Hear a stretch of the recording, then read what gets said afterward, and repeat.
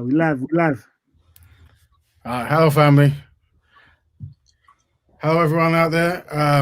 It's with a heavy heart.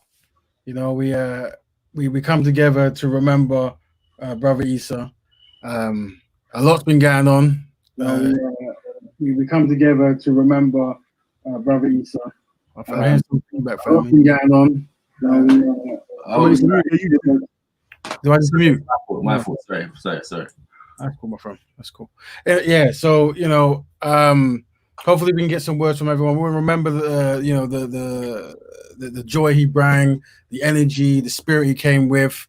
I only have good things to talk about, to be honest. And obviously, we're inviting people to come along to share their experiences.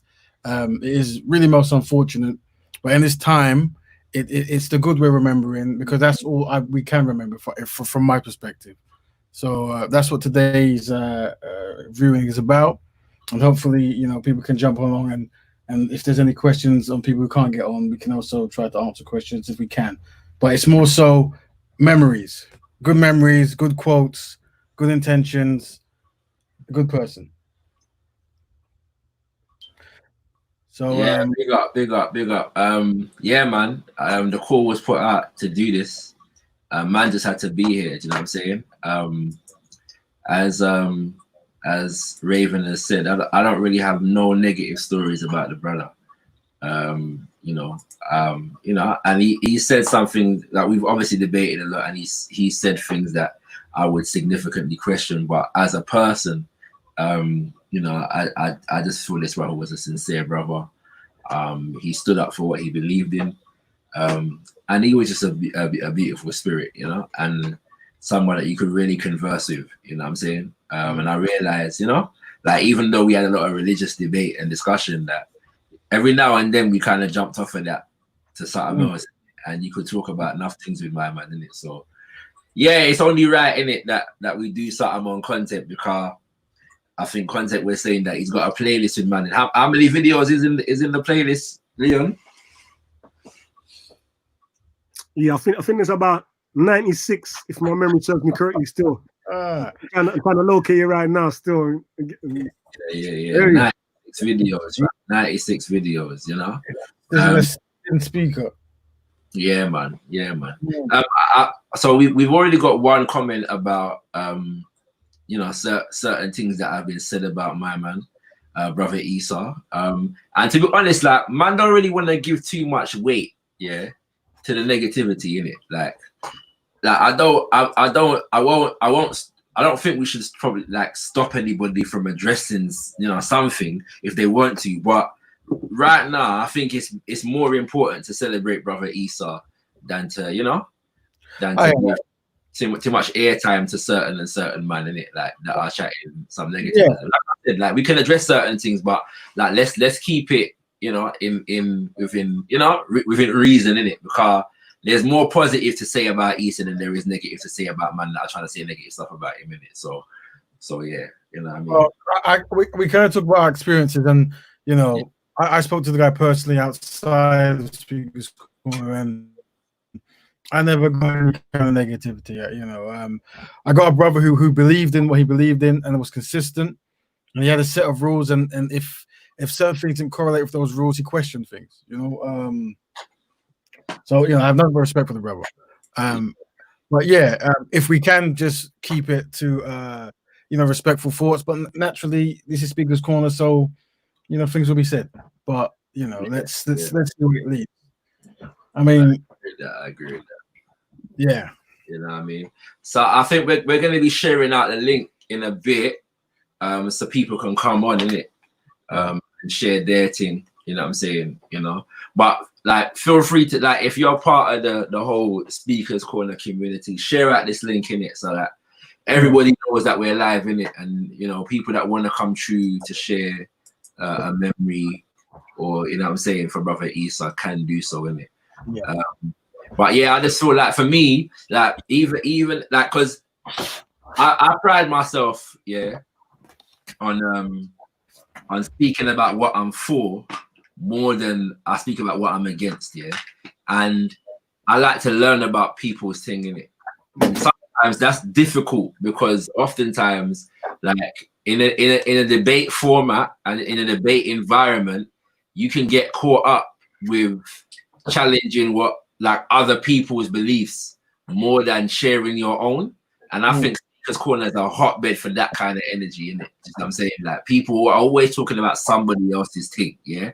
But I always felt like Brother Issa was a person that when listening to him, you can learn about what he stands for, innit? You know what I'm saying? And he would explain from his perspective, his understanding of what he stands for, innit?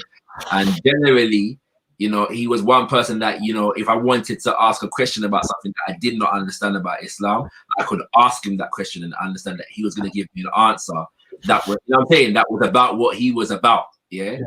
You know what I'm saying? And if there's different perspective, then he'll share that as well. Do you know what I'm saying? And I appreciated that about the brother, because whether I agreed with him or disagreed with him, I could learn from him, and I learned from him quite a bit. You know, in that respect, you know, that's one thing I definitely appreciated about him. Yeah, I too got a consistency from him, a very consistency. Like he never he had a set of beliefs that he stuck with, and when anything kind of went against that, he did question it. So obviously there's certain people who had similar beliefs to him, and when he felt some of them might be swaying off the path or something, he would always challenge, regardless of whatever kind of affiliations he might have had or not had. And other people will know more about that because he's quite consistent in that manner.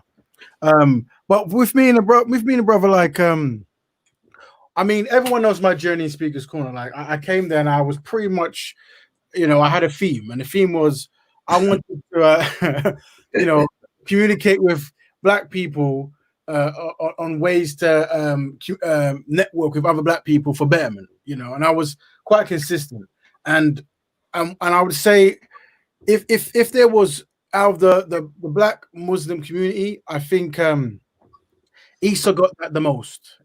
Me personally, I think Issa came to me and he says, "I understand what you're saying, and I can understand there's some confusion, but you know, if you're talking about betterment and improving the conditions of people from Africa and the diaspora and so forth, you know, he wants to be on board," and that's how we met.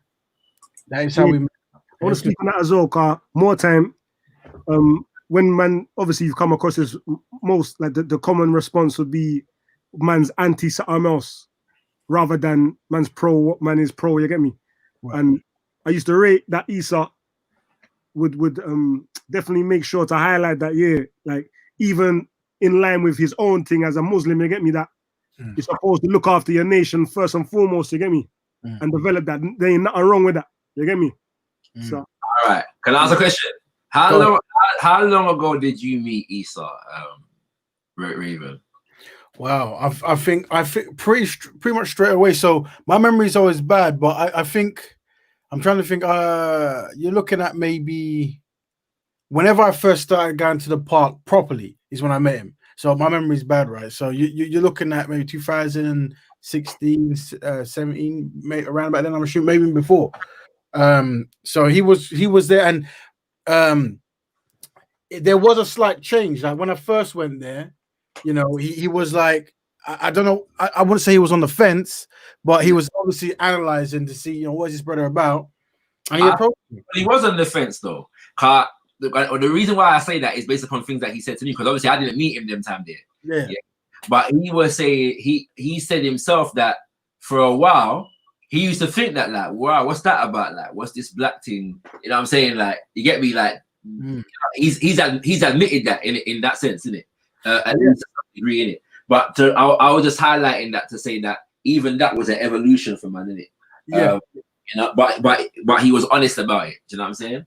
I think the thing is that only strengthens his character to me, because when I met him, you know, he was obviously, he had his concept of what Black betterment might be, and he was in a certain place where, you know, there's certain things you do and don't do. So because he's always, you know, on quest for knowledge, and he's a product of his own experience. So when you talk about Black betterment, you're talking about Black people. Part of that is Black people, the legs are being mistreated.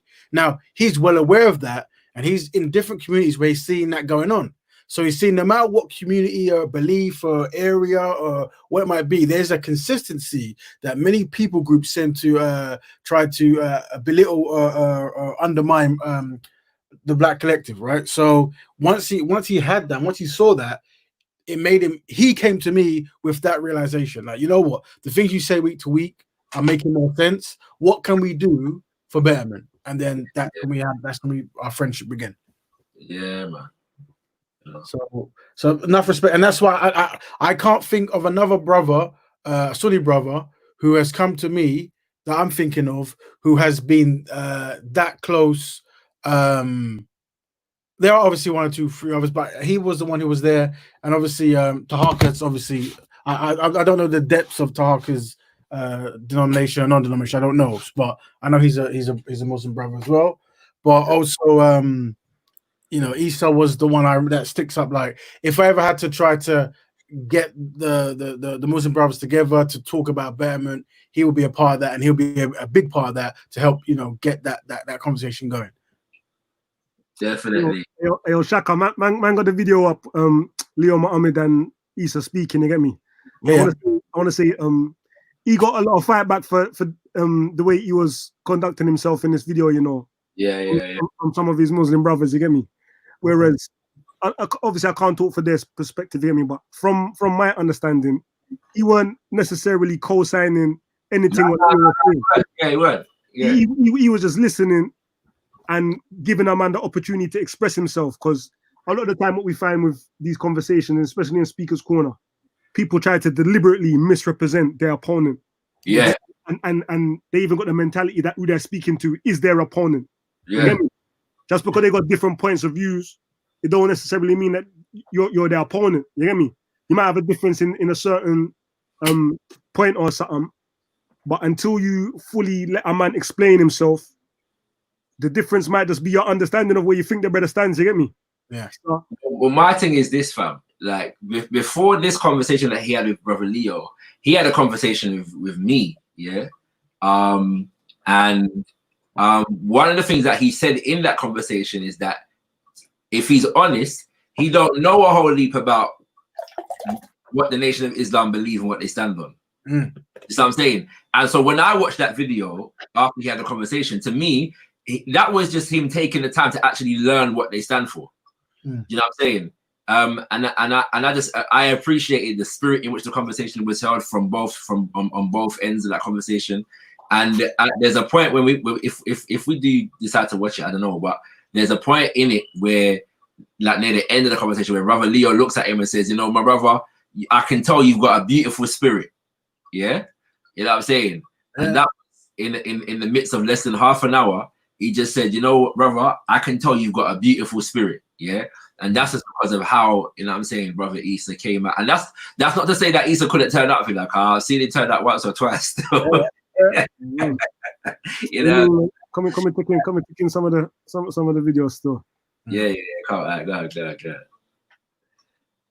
me see how to run this thing now. By the way, if you got a special request Issa video, just put the title in the chat or something, and we'll see if we can put it up in it. Like, yeah. Listening that you got a special request Issa video, then just post it, because I don't know if everybody can post a link. So post the video title, and we'll see if we can find it and drop it still. Yeah. If you type in Issa COE playlist, you'll see the 96 videos that I shot of him. Obviously, there's other video. You don't have to be all from COE. If you find a video that's from a different channel and you want to review it, man, come review it. There's one I saw recently, actually, which is like his last appearance on the Salam Corner, where brother Dawood was interviewing him. Yeah. Very, very, very interesting conversation still. But anyway, go on, Chief. Let me run this one real quick. Give me 1 sec.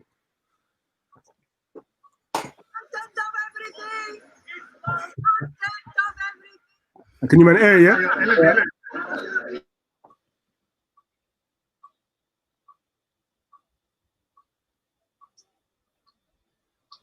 Is there sound there, brother?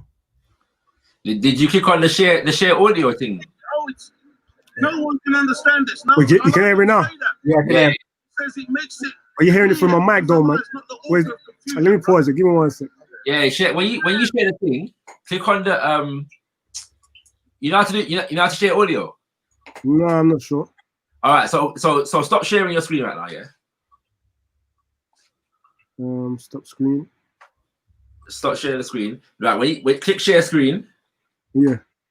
Then go to, look on near the right of that window. It says okay, yeah. Share audio. Yeah. click the window, and then click at the bottom. Share audio, innit? Yeah. So I can mute myself and play it, and you'll edit the thing. Yeah. Let me run it back. Some of the verses are clear and some of them are allegorical. And those with disease in their heart, they choose the allegorical part because they want to make it, it's no one can understand this. No, Allah don't say that. He says it makes it clear because Allah is not the author of confusion, brother. Man, brother. So what we're saying is the confusion. Well, the confusion is this, brother, that we're looking to a crowd to be the author of our lives. Let me explain. Look, this is a material universe. You got people who say, I can't be a Muslim because I'm wearing a bit of gold. Come out the ground, brother. Allah produced this. And he produced it for us. This material that we're wearing, brother, who made it? Man made it. That lens, man made it. The watch, man made it. The mobile phone, man made it. Show me the thing that man did not make or did not produce or does not manipulate and come to the understanding of. How do we know, brother, that you are A or B in terms of your blood group? How? Studying science. Right. But the science that they're studying, brother, that science is laid out by Allah in the first place. It's not like we're discovering something. We're just looking at Allah's creation. Allah is the teacher of all things. Right. So But we keep trying to take Allah out of the equation. Listen to what people say to us. They say, stuck for Allah. Allah could never come in a man. So now you're telling me that you control Allah. Allah says in the book, I can do what I please. I do what I please. And he can do anything. He also says, Allah says, وَلَا يَنْبَغِي لَهُ أَنْ يَتَّخِذَ وَلَدًا. It's not befitting for him to take a son. So if it wasn't befitting for him to take a son, how much more than he actually lower himself and put himself? Allah has spoken about mankind being ignorant. Allah says, verily, we gave or we offered the amana, the trust, to the mountains and the other creation. So I'm going to pause the thing still. Yeah. What I'm saying for the chat. Cause I see people in there like trying to tarnish their brother and cool. You might have things to say, your opinion and all of these things. Now in that time, innit? You know, CLB runs a policy where more time you can say what you want and rare. But even before this, man was trying to review the thing and like see the impact that it's having on the overall channel and all of these things. So man's already in a consideration of whether man should just ban certain people for their records talk and all of these things, innit? So that's what I'm saying. For this one here in particular, DJ Riz, if you're locked in, let me slap the spanner on man still, and if you see man trying to throw crud on man's name or anything like that, then yeah, give them a timeout. If man continue trying to violate, then that's take man off the planet. You get me? Yeah, it's not that time still. Yeah. Man, I'm trying to find the next video because I think one of the first conversations, there was a moment in it where Issa, he did something that I appreciated still. Anyway, go on you. One sec. Press the button. And they are staying out of fear. But mankind took it on himself. And verily mankind was ignorant. And Allah uses the word jahula. So we are saying at the same time that an ignorant creation, i.e. the original man, the black man, the one who would have been the first person to disobey Allah, right? That person is divine or is of divine material, and that's where I struggle. It's not necessarily that there's a sweet God, but I would never say this is what my God looks like, other than the fact that He said to me, for example, that Allah has hands, or that He hears and He sees. So we say, as Ahlul Sunnah, we say, we affirm for Allah that which He affirmed for Himself. So if Allah says He's got a hand, He's got a hand. And if He says He's got a shin, He's got a shin. Right, but it's the issue that has no but. There's no but. That's the point. There's no but. There isn't a but. But what I'm saying is, see, brother, believe me, brother. Here I am, an ignorant man walking around. I've got no clue what's going on. You come to me, brother, and you teach me of God. You teach me something so beautiful that I become a believer in God. Do you understand, brother, that Allah came in the person of you to me? It is Allah who is the teacher, brother.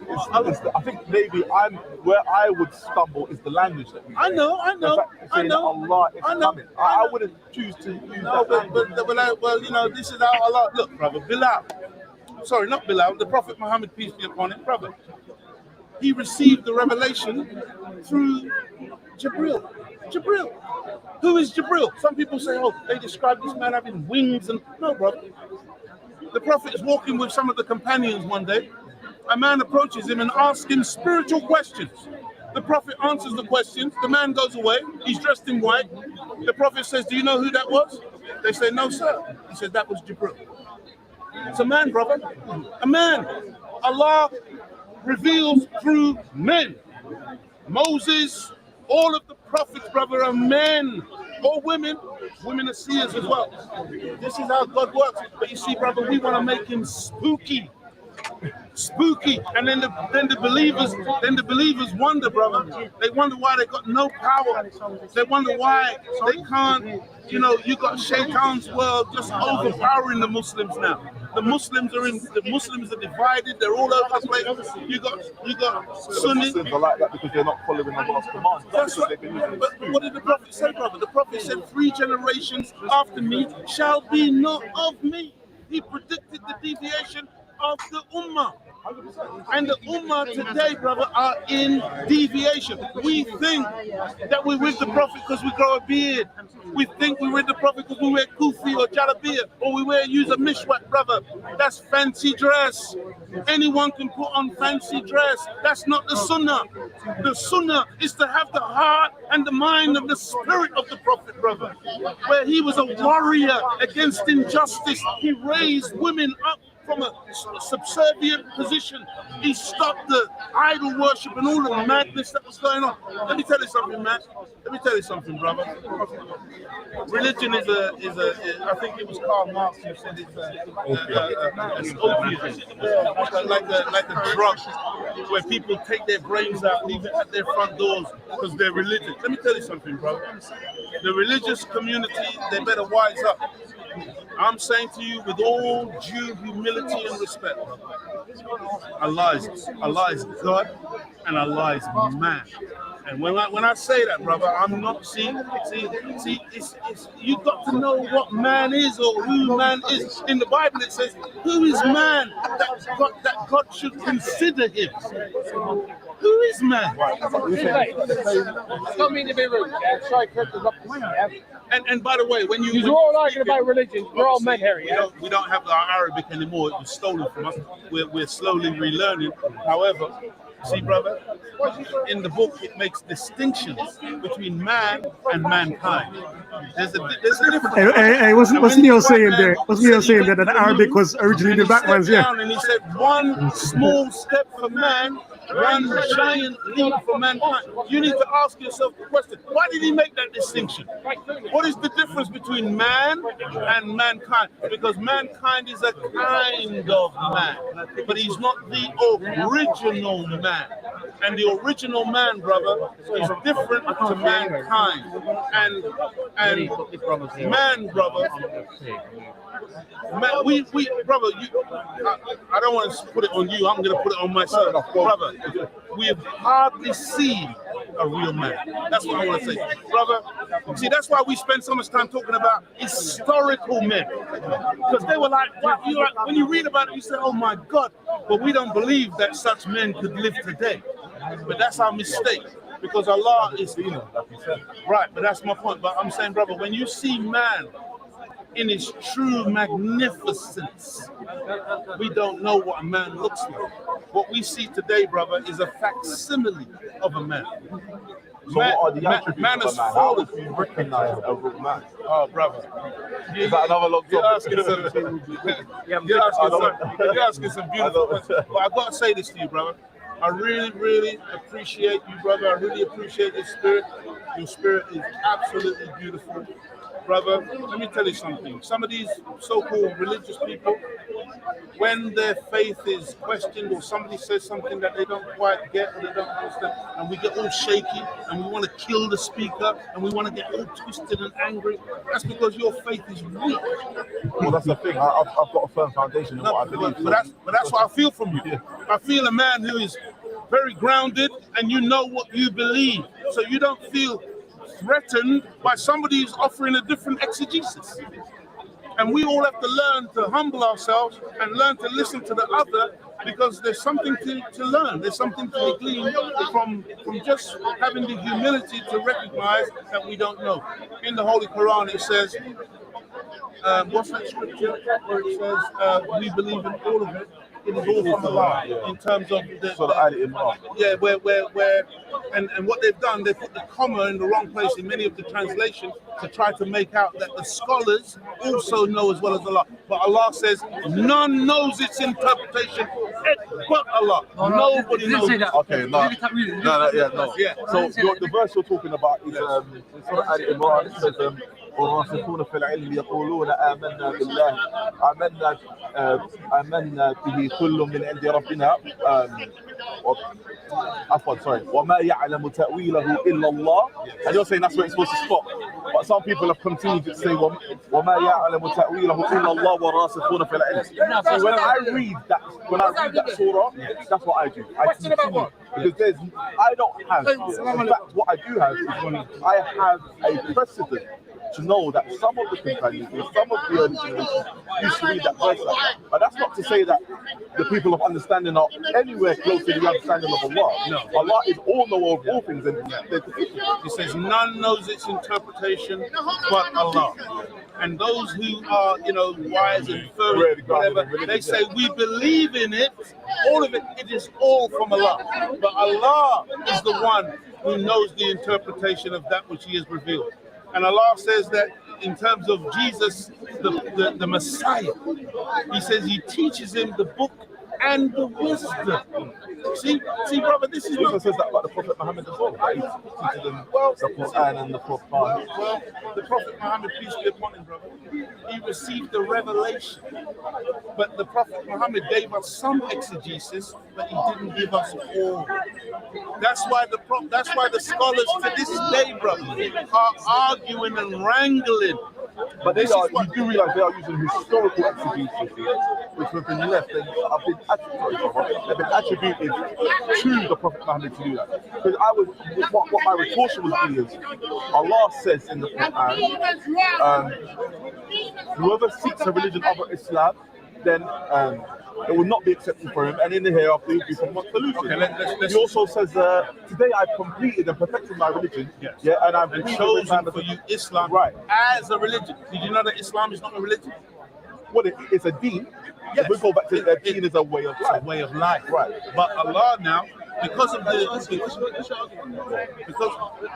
the level of deviation within the human being, and the human being being indisciplined and not wanting to focus himself properly, Allah then codifies Islam into a book form, so that we actually have something that we can have in our head to follow. Going off the path, going off the straight path. Allah, in His infinite wisdom and mercy, gives us a book. But Islam is bigger than any book.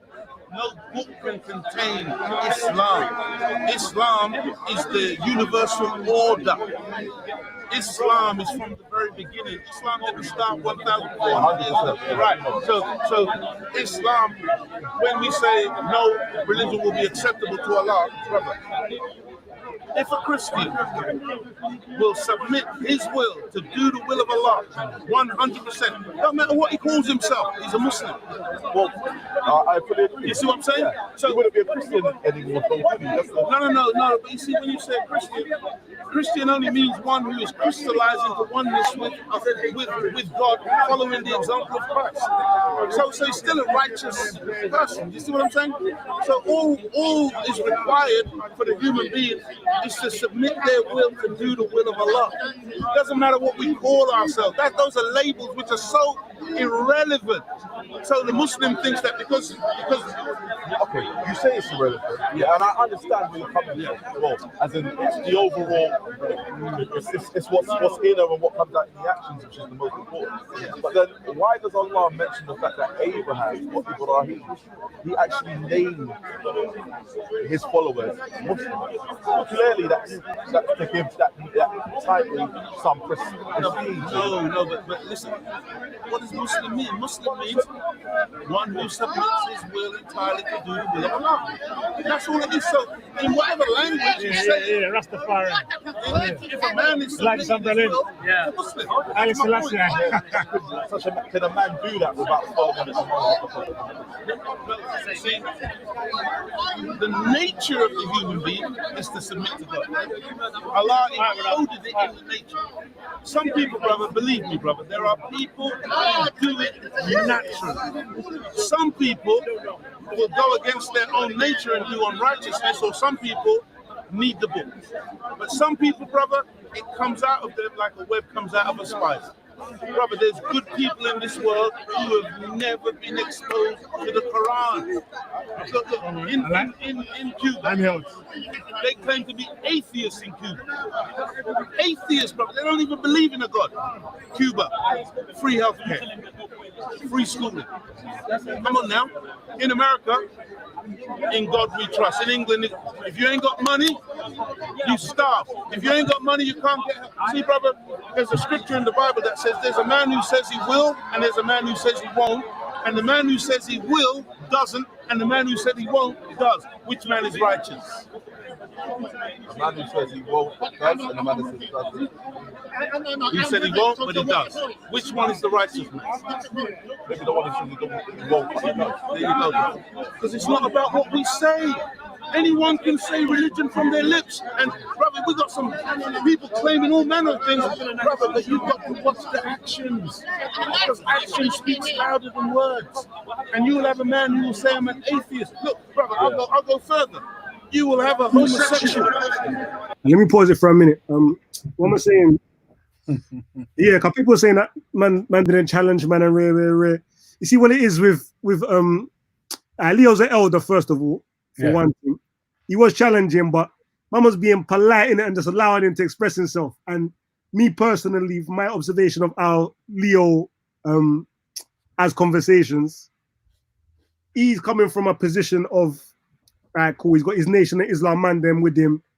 He's kind of elevated himself to a level where he ain't supposed to, like, you're supposed to talk to him like you're talking up to him. You get me? I don't know. Like, this is just my observation, so I might be wrong, you get me?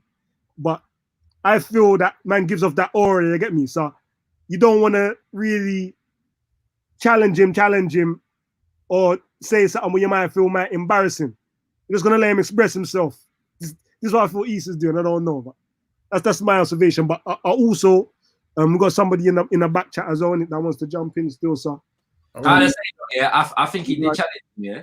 Like, I think he did challenge him. At the same time, like I said, I think with Issa, yeah, he wants to learn about what your perspective is, isn't it? Like, so he's not challenging from a place of ignorance at the same time.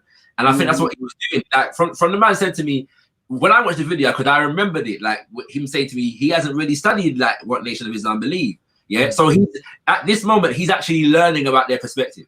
Right? This is what I'm saying. He's taking the time to do that. And he said that he would do that, right? So he's doing that at the minute. And when he hears something that he feels like, well, this is my answer, he will challenge it again. But for me, the vexation around it was just about not necessarily whether he challenged or not. It was the fact, it was because if he run and cuss, if I suspect, yeah, this is just my opinion in it, that if he just cussed him out, yeah, and never brought no Quran or no hadith to man, that people would have been happy with how this conversation went, right? This is what I'm saying.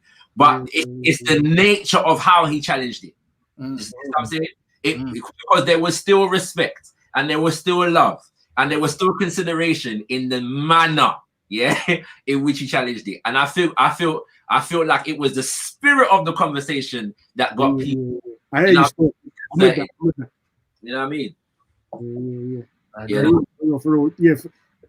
because that definitely seems to be the case more times. Still, it's like, Yeah, fam. I'm gonna see you like disrespecting man in the highest degree. You get me? Yeah, fam. Yeah, If he put him Kufara and shirt, it'd be blessed. Yeah, like but never brought no argument to man. But everything will be good. But beyond all that though, my thing was this year, because like I said, it was the spirit of the conversation. But at one point in the conversation, as we just saw, yeah, brother Leo stopped the conversation and said, "Brother, you're a beautiful brother." Yeah, and not because man's on some like agreement thing. But he's actually he made a statement of respect first, you know. He said, listen, I can see that you're a man who stands firm in your foundation. Brother Leo got that impression from man. He knows that Issa's not agreeing with him, you know. Yeah. But he's respecting the fact that he's firm on his own foundation. Yeah. And that stands out to me about that conversation. I just want to point that out. That even a man who they're in whatever kind of disagreement that they're having, but he's showing respect to him at the same time. And that's what's important about that conversation right there. All right. Yo, Cooler, introduce yourself, brother. Yes, Leon. What's up, Leon? What's up, Rap Raven, Shakara? It's Somali Ali from Speaker's Corner.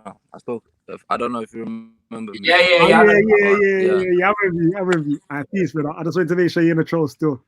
Yeah. No. I definitely have to jump on this when I saw Eesa's name on it. Obviously, I respected that brother highly. So we saying anything you want to add in from the jump? No, what I will say is that this discussion, I've watched this discussion multiple times, to be honest. I personally thought it was a very, very good discussion. Like, there was a lot of back and forth. Like, it was slightly a little bit heated, but I thought it was a very, very good discussion. I learned a lot from it, from Leo Mohammed's point of view and Brother Eesa's point of view as well. Like, I wouldn't say I wouldn't say there's anything negative. I feel like, you know, most discussions are slightly heated and everyone wants to kind of win the argument, if that kind of makes sense. But like, personally, I thought it was a good discussion overall. Yeah. But I would love to see more. Like, I would love to see like if they came back maybe 2 weeks after, had a reflected on it, and yeah, fam. I think man didn't intend to speak to him again, you know, still. Yeah, I think so, but Leo kind of got sporadic in terms of when he was coming to the park, so he wasn't always there when he was there. But I feel like if they had a few more conversations, that'd have been a good thing still. Yeah, man, because like man said, still, because the overwhelming majority of conversations that happen in Speaker's Corner, it is like a them versus us type of thing. Yeah, it becomes anticipated anytime you see two people conversing, that's what's going to happen. You get me, sir? It would have been good to see more conversations like this where people have got different perspectives, but they're approaching it in a manner where they're trying to understand each other. You get me? And see which idea comes out on top from. You get me? 100%. You know what I mean? Yeah. But are you sharing it? You're sharing the link here, Leon? Yeah. The link shared still. Anyone can come through in it, because we're just honoring the man. You get me? You know. Yeah. Anyone got any videos that they want to see, man? Review? Yeah, I got a question. I got a question for you lot. Did you lot hear or see the video that Shamsi put up in regards to Eesa? I don't know what. Hear about that? I've heard about it. I don't think I watched the whole video still. I didn't watch the whole video, so I don't know if he said anything more beyond that 1 minute clip that I saw. Okay. Yeah, I heard that. I think that Shamsi might have said something that he might have said rest in peace. But I think still he might have said there was some ideological disagreements they had, I believe. Yeah, personally, from what I've seen, I didn't hear rest in peace, you know. I heard a may Allah forgive him. I didn't hear. Yeah. And let me say, personally, I don't think that from what I did hear, I'm gonna say I heard everything. I did hear that. Yeah, may Allah forgive him. I don't think I don't find that wrong with it. You know, if my man, if Shamsi really believes that he's on his dean and all of these things, and his understanding of the thing is true, and he sees Issa in some conflict with it, then him saying Allah forgive him, to me that's a good thing, fam. I'm not sure if I don't know if that alone is the problem, innit? I think that a man has just passed away. Yeah. And from what I understood, people's issue with it is that he didn't have a lot to say in terms of honoring the man's life. Yeah.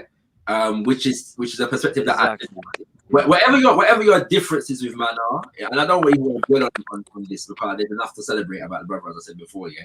But I feel like there was enough to celebrate about and honor about the brother, innit? Like, and there's time to address, there's time to address your disagreements and whatever, like at whatever point, innit?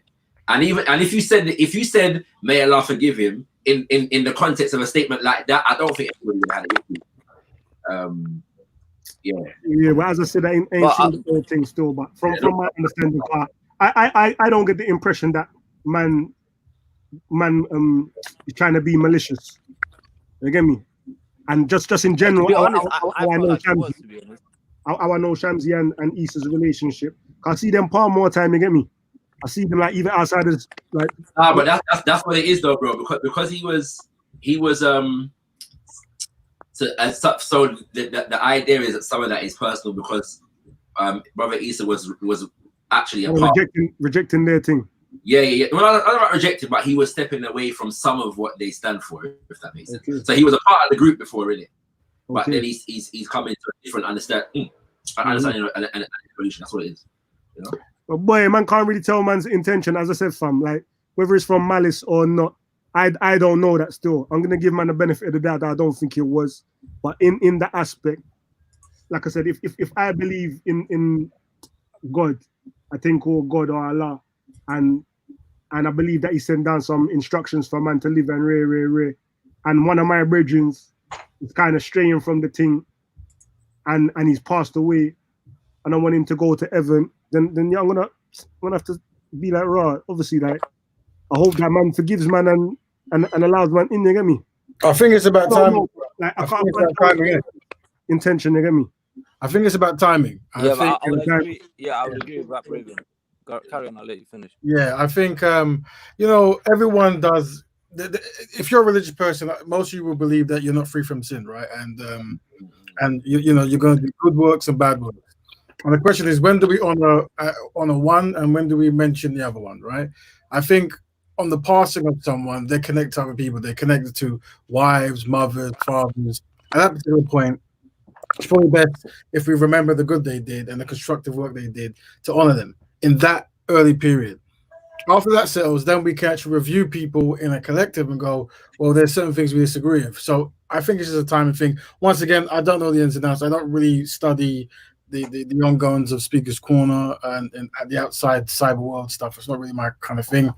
But I do ask that, we try to respect Brother Issa. And the person I knew was a very respectful brother who, as you can see by this video, he's asking questions. Now, his journey has changed. He told me like he was born Christian, then became a Salafi Muslim, and then other things happened and so forth, right? So, and then obviously there was one point where he looked at Black Batman and there's something not to even engage in. Then he started seeing the benefits of stuff. So this is someone who after talking has his own realization, right? He has his own mindset, and he's constantly evolving and further new understandings. And that's what I got from him. Content M.A. Brown's backstage, yeah. Yeah, I did. Yeah. I think Reactionary wants to jump in as well still, but come on. We got a full house now. All right, cool. Well, you could drop me back for a sec still. I can stay in the back chat for a bit. You get me, but so you big up Zoom still because Zoom got the 100 and that. But yeah. What's Zoom? What are you talking about? It's the next thing that you connect to YouTube. You can allow more people in the chat. What, you tell me it's got a limited? How many people coming in? We can only have 6 hour time on this one, innit? Lame, man. Zoom, you got like 100, even though you only got 40 minutes left. You actually paid. Even Hangouts are like 10. You know what I mean? Yeah. No, I want man on the panel, man. I'm gonna jump out and make a reactionary comment still, Carl. I got the power. I can just take man out anytime, you hear me? So I'm a fullback still, but yeah, let man know I'm still be in the background controlling things. So let man know if I'm gonna play any different videos, or man want to invite more people. I'll put Ryan in the private chat story though. Yeah. Yeah. When we want to play, you want to play it now? We're ready, innit? But take it to like the end, yeah, at like the 1 hour 39 minute mark. Mm. Yeah. But we've got some brothers. Some of the new brothers want to introduce themselves at the moment.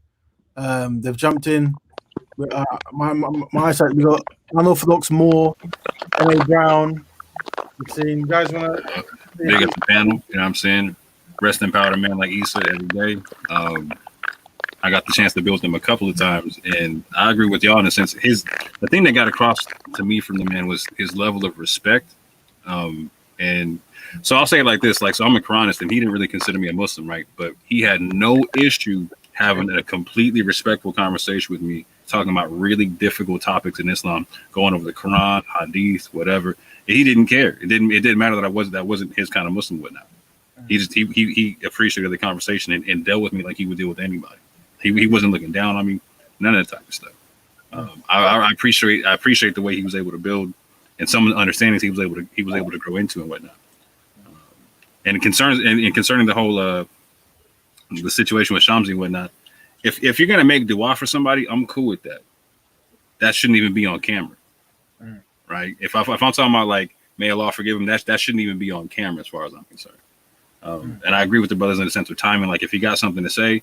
First of all, I get like if it's going to be disparaging in any way, shape, or form, it could be seen that way. Like, why does it doesn't even need to be on camera at that juncture? I agree. Not at that time. You know what I'm saying? But everyone has their own opinion. It is what it is. But big up the panel, big up the chat. Like I said, rest in power to Issa every day. Yes, sir. Thank you, brother. M.A. Brown, anything you want to chime in? Yes, family. Hope everybody's well. Yeah, I'm really happy that Content's doing a show on Brother Issa because he's well worthy, you know what I mean? Yeah, man. Wait, I don't want to take the credit, you know, it was Raven's initiative still. It was Raven's initiative. I did want to do something for him, but on the type of Breda fam, I take like 10 years to manifest an idea, you get me, sir? Big up to the spark, Raven, you get me? Big up to the spark. Nice, brother. Yeah, so Issa, man. It was a shock. It was a shock. My brother Shakara and Tahaka both let man know. I couldn't believe it, fam. It was a strange, weird morning, man. Like, just odd, you know what I mean? And the brother, let me just focus on the good in it. The brother Issa, man, like from the moment that me and him touched heads in it, like at the park, it was just love. You know what I mean? Well, you met him time ago, right? He's a guy. Probably about 4 years ago, maybe about 4 years ago. Yeah. Not long, but about 4 years ago. Maybe touching 5 still, but not that long ago still. But that's a testament to the impact that the Breda had on me in terms of it wasn't even like, obviously we all know, we all can agree that Issa's manner and his approach to his deen and the way he treats people and the way he commands respect by the way he treats people is all evident. But for me, like, Issa's a brother that I would just wrap my arms around, you get me? That's how I felt about Issa. He's a guy I would just wrap my arms around and like just, you know what I mean? It's just that level of love where, like a brother, you know what I mean? Like a real brother that, you know what I mean? The affection just pours out, you get me? When I see Issa, you know what I mean? Issa, you know, certain man know, Issa came to my wedding, innit? You get me? He's one of the few brothers that I was happy to be like, you know what? Like, I haven't even bucked up with you outside the park, but here's an invitation to my wedding. Bring your wife and bring your daughter. You get me? And you know, just that the vibration, and that's before I even get onto the character traits of the brother. You know what I mean? I think sometimes when we look at certain brothers, it's like we like before Issa was a Muslim, I'm sure that there were qualities that he was exhibiting before he came to the deen. You get me? And whether they were channeled in a different way, we don't know. I'm sure they would have been, but fundamentally, the guy had something solid within him probably from a youth. You know, his parents will probably be able to tell us that. You get me? Because you can't just, you know what I mean? It's not, you know, the religion obviously helped to steer him in a certain way. You get me? But I would say the man himself had some of these qualities that we observed in the park in him from day. And that's a testament to the way that he was raised as well. He would always say, you know, he'd always used to reference his dad as well and the way that he was raised, even though he doesn't share the same beliefs. You get me? He would always say he weren't raised this way or he weren't raised that way. And he was a powerful youth, man. And I'm saying youth in the most respectful way that, you know, a man's older than him, but you get me? He was able to show certain things. And you know what I mean? I used to grill him one time. Yeah, we bucked up at the park and we was chatting. And no, yeah, that was it. The first time we exchanged numbers. And yeah, we exchanged numbers. He gave me his phone to put my number in. And I said, blood, why have you got a KFC app on your phone, fam?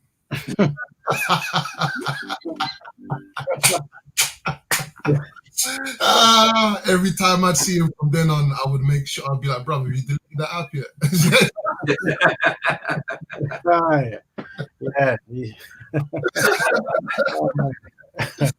Yeah, man. So the energy that the guy brought to the pot, like, it's just unique, innit? It's just a unique energy that is going to be sorely missed. And I hope that we're able to kind of to awaken that energy next time we all end up at the park and into the future, you know what I mean? So yeah, man, big up Issa. I've got one picture of him from my wedding and I treasure that, you get me? I was grateful for him even turning up, you get me?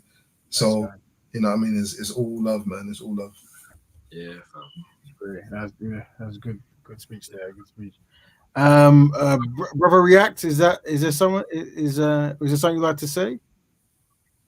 Yeah, I'd just like to say thank you all for doing these videos about Issa. I think everybody that knew him is feeling, I don't know, they like to listen to more about how people experienced their interactions with him. I think the video that we just watched of him talking with the Nation of Islam at Speaker's Corner, that was really well and it captured. Okay. I saw Shakara's excellent tribute video to Issa. And I'll say a big shout out to you as well, Raven, for organizing this as well, and COE, of course. So I guess what really brought me onto the channel was when you all started talking about Shamsi's criticism of him, or I found, I was going to comment on that because I found what Shamsi did very, what's the word? I'm trying not to criticize him at the same time, but it wasn't, one second, although he may feel he had some sort of valid criticism of him, what was the criticism? All he told us is that, oh, the brother had mistakes. He had lots of mistakes. And then he sprinkled a little bit of sugar on it by saying, you know, we pray for him. You know, he was a nice guy, but he had mistakes, big mistakes. So I thought, okay, what are the mistakes? I mean, are they big mistakes, small mistakes? Are they significant, detrimental, or just minor? I had no idea because he didn't clarify. He just made some random comment about somebody having mistakes. Number one. Number two, the brother hadn't even been buried yet. And you were asked to say some nice words about him. Instead, you said some negative words, which caused more confusion. And so I think Shamsi should simply just, you know, retract what he did and say, I was wrong for doing that, because it caused distress. Everybody was still mourning, and he shouldn't have done that. But yeah. I don't want to make it all about Shamsi again, but yeah, sorry, go ahead. Everyone's affected by behaviors of other people. And I would say this, you know, I'm in the park a lot and I see what you start to understand. There's obviously certain divisions divided by certain ideological understandings, right? And it becomes almost like a wrestling match at some point, right? And, you know, I think good manners is something that is hard to find. And I can't go into depth about someone's ideological belief and how correct and true it might be, but I can go into depth about good manners. And Brother Issa has good manners, and he has a family today, a young family, and hopefully his videos will remain online for a long time. And when they're much older, they're going to see a person conducting himself with good manners, expressing himself in ideas that he believed at the time, that he believed to be true, and those ideas guide him for betterment. So beautiful point. you see, so I can't speak on the shortcomings of others who had a misunderstanding or quote unquote in their own wrestling kind of hysteria of sides, and you were on my side, now you're on this side, whatever it is. I can't really speak on that. All I can speak on good manners, and can you show me someone who displays better manners than Issa? Because what you just described doesn't seem to be good manners. Agreed. Yeah. So, and that's all I can say. I don't know the ideological background and the history of the people. I just know good manners, and this is a brother that after the park I would speak to him, and the same manners he had then were the same manners he had afterwards. So much so that we spoke a lot after the park. We engaged in certain stuff. He, like for example, everything we were doing, we were running like a co-unity spend. He wanted to be a part of it. Yeah. Our corner, he's on the board. So when it comes to picking topics, he's one of the guys in the board making the choices. He's always there. On that point, Leon, the next video. Yeah, I got it lined up still. Yeah, that's a fire video, from mad thing. It was. But I can't remember if I had a proper, because we met before this, but I can't remember if I had a proper conversation with man before this one. So this might have been my first in-depth conversation with Issa, yeah. But when you drop it, and let's take it to the 1 hour 39 minute mark in it, car. I'm gonna bring it in. I'm gonna bring it in now. Still, I'm gonna bring it in now. But 1 hour 30. 39. Now, one sec. Obviously, we was debating, and it was a tense one because there was a lot of tense stuff happening in the park at this moment, innit? And Kalam's there, and Kalam was in the center of a lot of tenseness, right?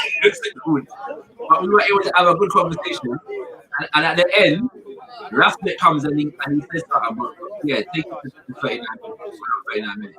Everything. Are you gonna tell me he's not? Bro, ain't Raw trying to send off the little. No, why not? But that's what the creator means. No, why not? It means, listen to it. Yeah, the one. Yeah, the one who creates via speech. The one who creates via speech. Yeah. No, is that all that means?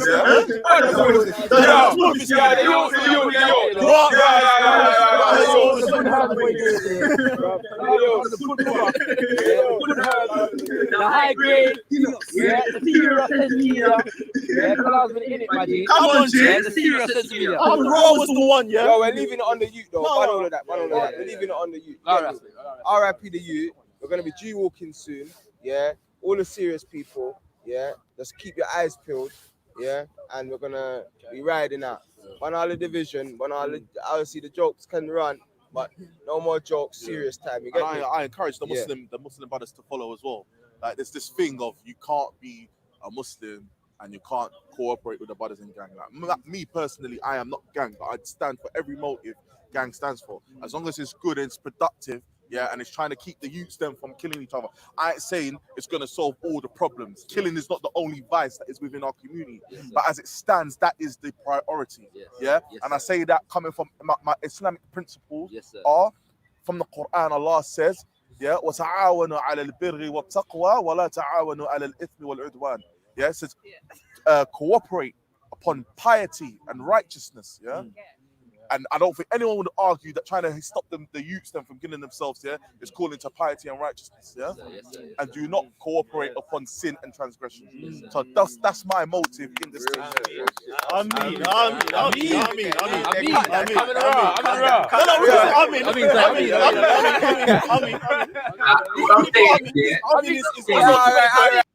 What I'm saying is, that was very early in my acquaintance with the brother, and just what he said there. Like my respect levels for him just doubled in that little minute right there, because I understood the situation that was going on at the time, and not he didn't feel the need to discard his faith to make that point. In fact, he used his faith to affirm the point, and it was a very serious thing because at that moment we were dealing with a situation in which a youth had just been killed, and Rasmet was making note of that, and he wanted to end our heated conversation with all kind of differences on the point of we need to come together to support the youth them. And in that situation, with all the tensities that were going on, Brother Issa took the time to say, well, listen, I stand for this. yeah, I support this thing, yeah, and I just really appreciate, you know, the integrity of the brother in that moment. Good words. Yes, very true. And that also reminds me of like you know, it knocks to that consistency and that listening and learning and adapting. And from my experience of going to the park, when I first went there, it was quite a lonely place. You know, it was quite lonely when I was saying the things I was saying, and it didn't really correlate. And definitely, Brother Issa was the person who heard the words I said, and he correlated with it. And he said, regardless of what people think about ideologies and religion and this, you're talking about improving people's lives and stopping people from dying. All right. And you know, and people who are mistreated because of their backgrounds and so forth. So this is the respect I had for the guy. And like I said, he was the first from the community, from the Muslim community that I remember who came from strong and speaking that positive on gang and trying to find constructive ways to unite and stuff. And I got that from him. So I can only have much respect for the brother. Yeah, fam. Yeah. Trust me, fearless guy, man. I'm telling you, fearless. I mean, one thing we have to understand, I think a lot of the Muslim community can probably, you know, can speak on it or relate, is because the Muslim presence is so much more bigger in Speaker's Corner. It actually takes that much more effort for someone to do something that doesn't correlate with like the mass mind, right? And that's one of the challenges. Like, you know, you do get like a certain kind of like wrestling mentality that goes in the Speaker's Corner, and whose side are you on? And I think when you find an individual who actually goes, I'm on the side of righteousness, you know, I'm on the side of betterment, I'm on the side of doing good and good manners and being progressive, right, and helpful. This is what I got from the brother. So once again, that's why I have nothing but good things to say about him. I have no bad negative words to say about him. Not one. On that note, I got a next video I'm gonna line up still. Where, him and Ali Dawa come up to me and said that they want to do this thing. I can't remember exactly what time it was around still, but it was, they wanted to call out some of the Muslims. I think everyone was saying that everybody calls out people from their own community when they're wilding, but no one can't see the Muslims doing that, you get me?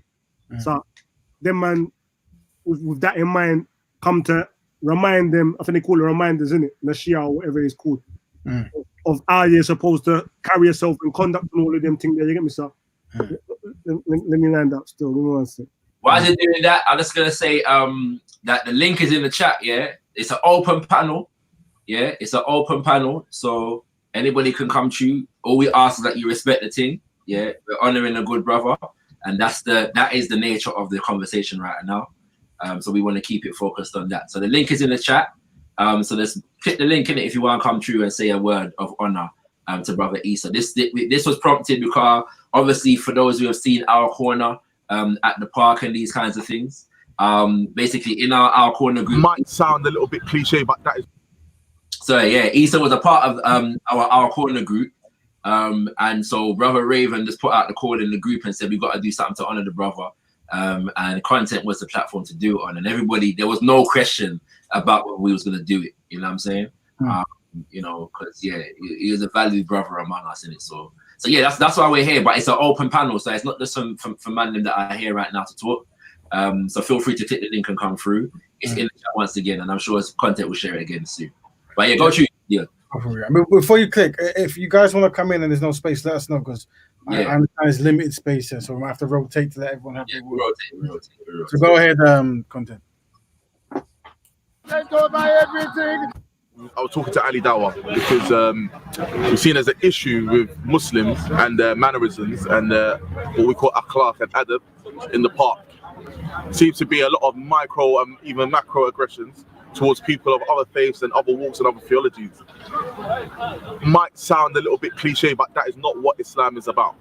We are not here to force our creed or theology down people's throats. We are here to convey the message, and that is that. And I've been coming to the park since 2006, yeah, way before a lot of men have been. I've been here since I'm 16, bro. I'm 28 now, yeah, and we ain't had this beefing thing between ideologies or whatever. So anyway, my man's making me laugh. saw the way Ali pushed Ted's chest. You have to sometimes.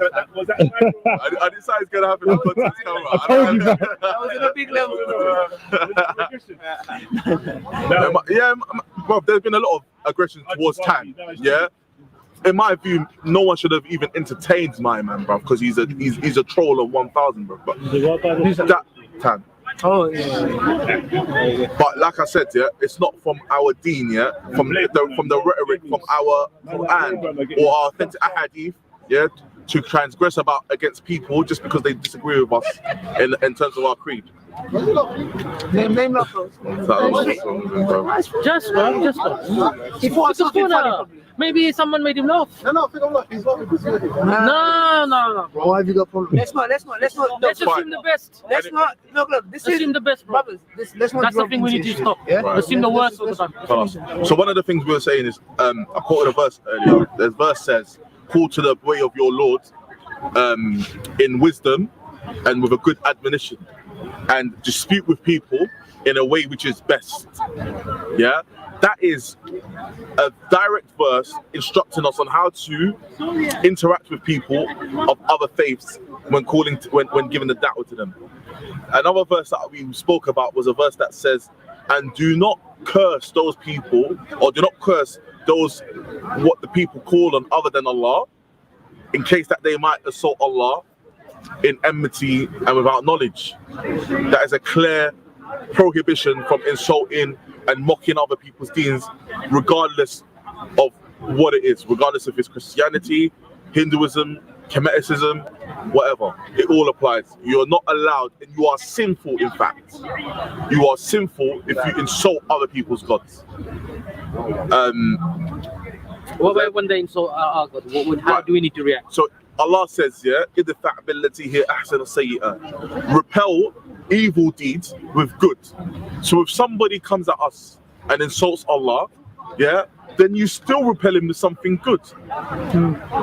Ali was talking about a story earlier about a woman in Australia who wears niqab. And if you know anything about the vibe in Australia now between Muslims and the people, there's a lot of tension.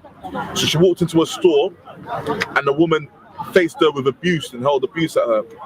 So the woman in the niqab said to the non-Muslim, "Can I give you a hug?" And the woman broke down. She apologized for hurling the abuse and the insults. And with that one illustration here of good manners, she broke down the barrier and the wall between someone who otherwise would have been her enemy. Right? And this is what Muslims that are at the epitome of having good characteristics, this is the sort of fruits that they produce. The Prophet, peace be upon him, was someone who had excellent mannerisms, to the point where even his opponents still had to praise him.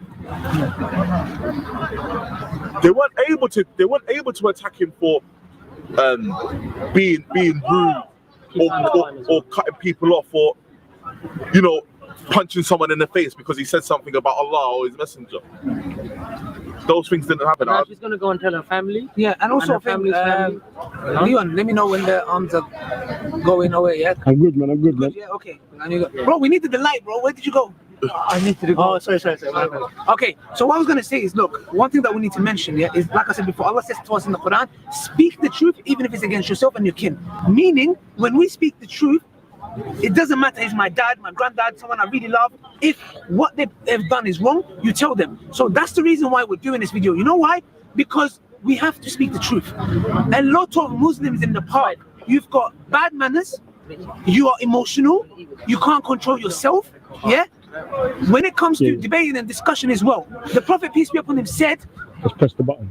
I did not come for nothing but to perfect good character." Do you know what that means? That means that, the jihad we're talking about, of your nafs. All of us have desires, all of us have these shortcomings, we have anger and this, that. The whole point is to perfect yourself and fight it, to be the best that you can be, yeah? So now, when we have Muslims coming here and causing these issues, what's happening is people are building hatred inside them, to the point, and I'm not saying this is the only cause, to the point that when they hate us so much, even though some of them, I'm sorry, it's their fault for they're hating us because they have a problem. But sometimes I'm talking about some people who we have caused hatred, and what they do is when our enemies, Islamophobes, come, they say, you know what, we're joining forces. That's how much they've hated us. That's the reason why we need to understand. The Prophet, peace be upon him, also said the two things on the heaviest on the scale on the day of judgment is Tawheed, the oneness of God. This is the main fundamental thing of Islam, and good manners. Our manners is key, brothers. If you've got emotional problem, don't come to the park. If you can't hold yourself and you're making mockery of people, going in circles, chanting, this, that, well, like you guys are giving the disservice to Islam. You're causing the biggest damage to Islam. Your manners. Don't let people hate you. And this is an example that was given to one scholar. Two advice. He said, may Allah make you beneficial to the people. Shaykh Ibn Uthaymin, if I'm not mistaken, yeah? Or Shaykh Salih al-Fawzan. And he said, second one, when you're giving dawah, if the person doesn't accept it or whatever, leave the guy neutral. Don't start mocking and you're an idiot, you're this, I know, you're going hellfire, I'm not.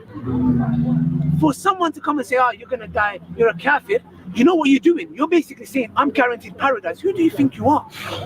Who do you think you are? Allah is the one who guided you and found you lost, and you're acting like, yeah, I'm the one who did this. Fix yourself up. And I want this video to be named along the lines of Muslims fix up. So this is my message, and there's many hadiths I can give you, but obviously I know man's got strong shoulders here, but I don't want to press him at the same time. Yeah, that's what. Let me pause it there. Still, that's what Ali wanted me to call the video. Still, Muslims fix up. You can make a video and call it Muslims fix up because you're a Muslim, innit? I made that video there. All over the place. That's my thoughts all over. I don't title videos like that anyway.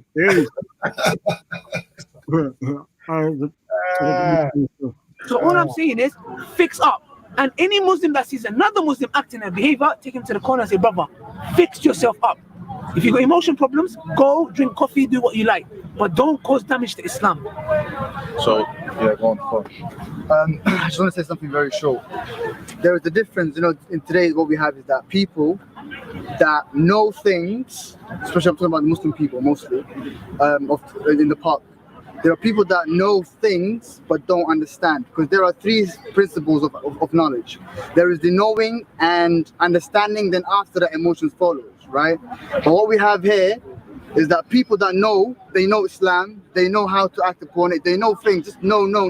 You can know something, but if you don't understand the aspects of what it stands for, then there's no point. So for example, as Muslims, we are told to discipline the self, to understand the self, right? So once you discipline, for example, you can't go and fix your neighbor's house or tell your neighbors are doing right or wrong when your own house is messed up.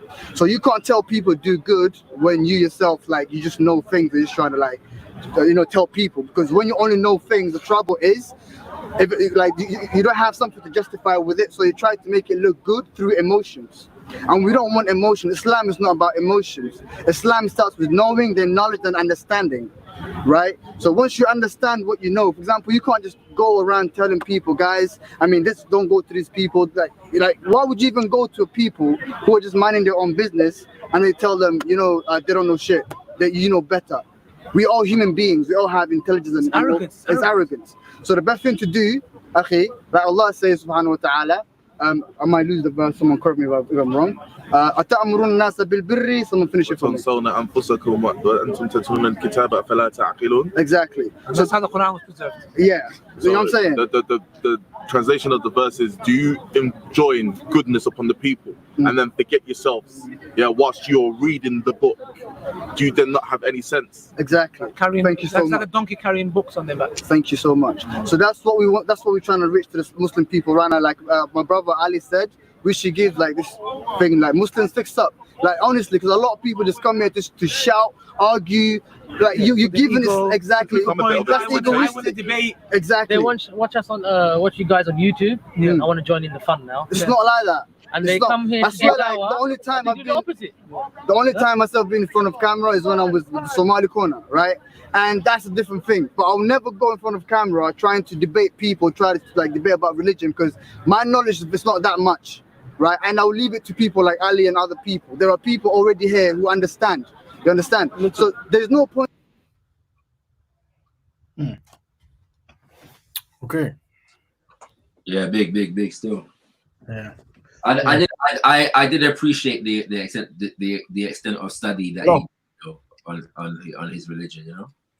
It was a mirror It was an example for anybody that's convicted by an ideology or a philosophy, like to study it. You know, Issa's a good example of that. Study your thing in it, develop your knowledge of it. You know what I'm saying? Don't be a shallow follower. You know. Nah, I agree with that. I'm gonna jump off real quick and make room for Khalid. He's in the back and whatnot. Before I jump off, I want to say one of the things I respect about Issa the most is something from the previous video when he was talking about supporting the G walks, the G circle, etc. whatnot. Like he wasn't just offering support; he was willfully putting a bullseye on his back and doing so like on purpose to where he could be seen in broad daylight. And he knew he was inviting certain attacks from certain people, and he knew he was inviting all kind of backbite and all kind of stuff. But he willfully did so, and didn't complain about it. You know what I'm saying? And he got ultimate respect for me when I saw him do that, because at the time, you know what I'm saying, there were certain schools of thought within Islam who were really going against people for trying to organize within the park and whatnot, and it was just long standing for a long period of time and whatnot. And so when he did that, you could just tell he was going to catch a lot of stuff in backroom kind of conversations. You know what I'm saying? So I appreciate him putting himself on the forefront like that, because that was a big step. But with that, I'm gonna jump off and make room for other people and whatnot. Big up the panel, big up the chat, and again, RP, Issa every day. Big up, brother. Can I just say, on Uncle Dan Juma. Yeah, I'm gonna jump off as well. Please. All right, respect. Uncle, take care, brother. Uncle Dan Juma posted. I just want to say one thing quickly, if you don't mind. Go on. Go ahead. Yeah, sorry. I just want to say that it's clear when you're watching Issa and the way he quotes the Quran, that he's taken time to understand the verse. He's understood it to the point that he's able to apply it in his whatever situation he's in. When he's quoting the verses, he's quoting them in an applicable way for a situation that he's facing today, like going on a G walk, for example. This shows that he's got an understanding of the Quran and the religion that you don't see amongst anybody else at Speaker's Corner. He's not just quoting what's commonly quoted by other people. On top of that, he was independent. He wasn't like a lot of the people you see at Speaker's Corner call into Islam. They're part of a group or an organization, and he wasn't for most of the time. Pretty much, he was just independent. And he was able to then, take these steps that other groups are not going to, like go on the G walk, for example. But yeah, no, I that's it really. I got not much else to say. So I wanted to say thank you all for having me on. Thank you all for doing this show. And that last video was tremendous. I'm learning from Issa even after his death. And this is something that in Islam will continue to give him reward in the hereafter. So anyway, thanks a lot, Leon, and everyone else. Take care. Peace. Anybody could I don't have Uncle Dan Juma's number, but he posted a beautiful tribute to Brother Issa on Facebook, and his name, when we discussed this, we did want to invite him. So anybody who's got his number, please send him the link and ask him to join us. I've sent him a message on the Facebook still. But so anybody that's got a line to Uncle Dan Juma, let him know that we're live and that we're inviting him to come and join us. I think he said a few weeks ago that his laptop's not working. So and plus, and you know what else it is, Shaka? Dan Juma's a bit ill right now as well. The other day he was telling me just typing his like he was in pain as well, like during Issa's thing, but he was in actually physical pain as well. Yeah. Do you get where I'm coming from, Shax? Yeah. You know, he's like, yeah. You know, I got anyway. Yeah. You know, one of the ways when you get about something, but yeah. Yeah. It's funny you mentioned Uncle Dan Juma, because yeah, man, it was one of the qualities that Issa clearly had was the ability to edify his character continuously and his knowledge and everything, you know what I mean? And I was grateful to witness conversations between him and Dan Juma in the not early days, but in the early days that I was at the park, to see Issa's position on certain things change and that he was so receptive to other people's opinions in terms of, especially a black elder like Uncle Danjuma. He was receptive to learn more and to see how other Muslims would actually operate in relation to their culture. So yeah, his ability to edify himself was also a quality that needs to be recognized, and obviously that encompasses this idea that, you know, that he's a scholar. Like, forget about the convention of being a scholar within Islam. He was a scholar. You know what I mean? The guy was someone that studied hard, as Shakara was saying. So yeah, man, there's so much stuff we can learn from this brother, man. Seriously, so much stuff. I think we're gonna, into the next couple of years, we're gonna be pulling stuff from the archives and from the man's character and trying to attach it to ourselves in some kind of way. You know what I mean? As we are doing now. So yeah, man. Definitely. Khalid, my brother. Yeah, Shaka. Blessings, family. Thanks for coming. Listen, yeah, come on. I had to, man. When I saw this, I had to. I couldn't go past this. Yeah. In my experience, I had a very, very short experience with Issa, you know, and it wasn't as long as most brothers on this panel, most brothers on this chat. You lot had more of an experience. But what I learned, and there's a particular video that I wanted, you know, COE to play. And this kind of sums up everything for me. This is the day when I first met, jumped on a video with Raven, when I first met Shaka and Issa together for the first time. And there's a bit that, you know, when the brother comes on, that summarizes Issa for me. And then, like, the impact. And, you know, some of the, like me and Emma were talking the other day on Facebook as well. Some of the, I've been going through my own struggles, you know, and there was a time where I think you guys realized as well, like, and it was mainly Issa and a couple of brothers that come around and said, you know what, Kay, keep doing what you're doing. But I really wanted that video to play out, and that's like my personal little tribute. Can you find it? Yeah, I got it. It's called Bridging the Gap between Africans and the Caribbean community, and it's 1 hour and 28 minutes. It's that video exactly on COE, and that summarizes everything about the brothers, like, you know, everything like kind of represented to me, you know. Yes, family. Yeah, sometimes it was hard being, you know, trying to be a Pan-African and a Muslim and, you know, all of that. And we had like a little group together, you know, from the Muslim perspective side. So, and it was kind of flourishing. But like I said, we took a big loss, you know. Yeah, definitely. We took a big loss on that one there. Yeah. Because I felt like he was that brother that bridged all the gaps, you know, you get where I'm coming from. Yeah. I agree. He was that kind of like middleman to say, like,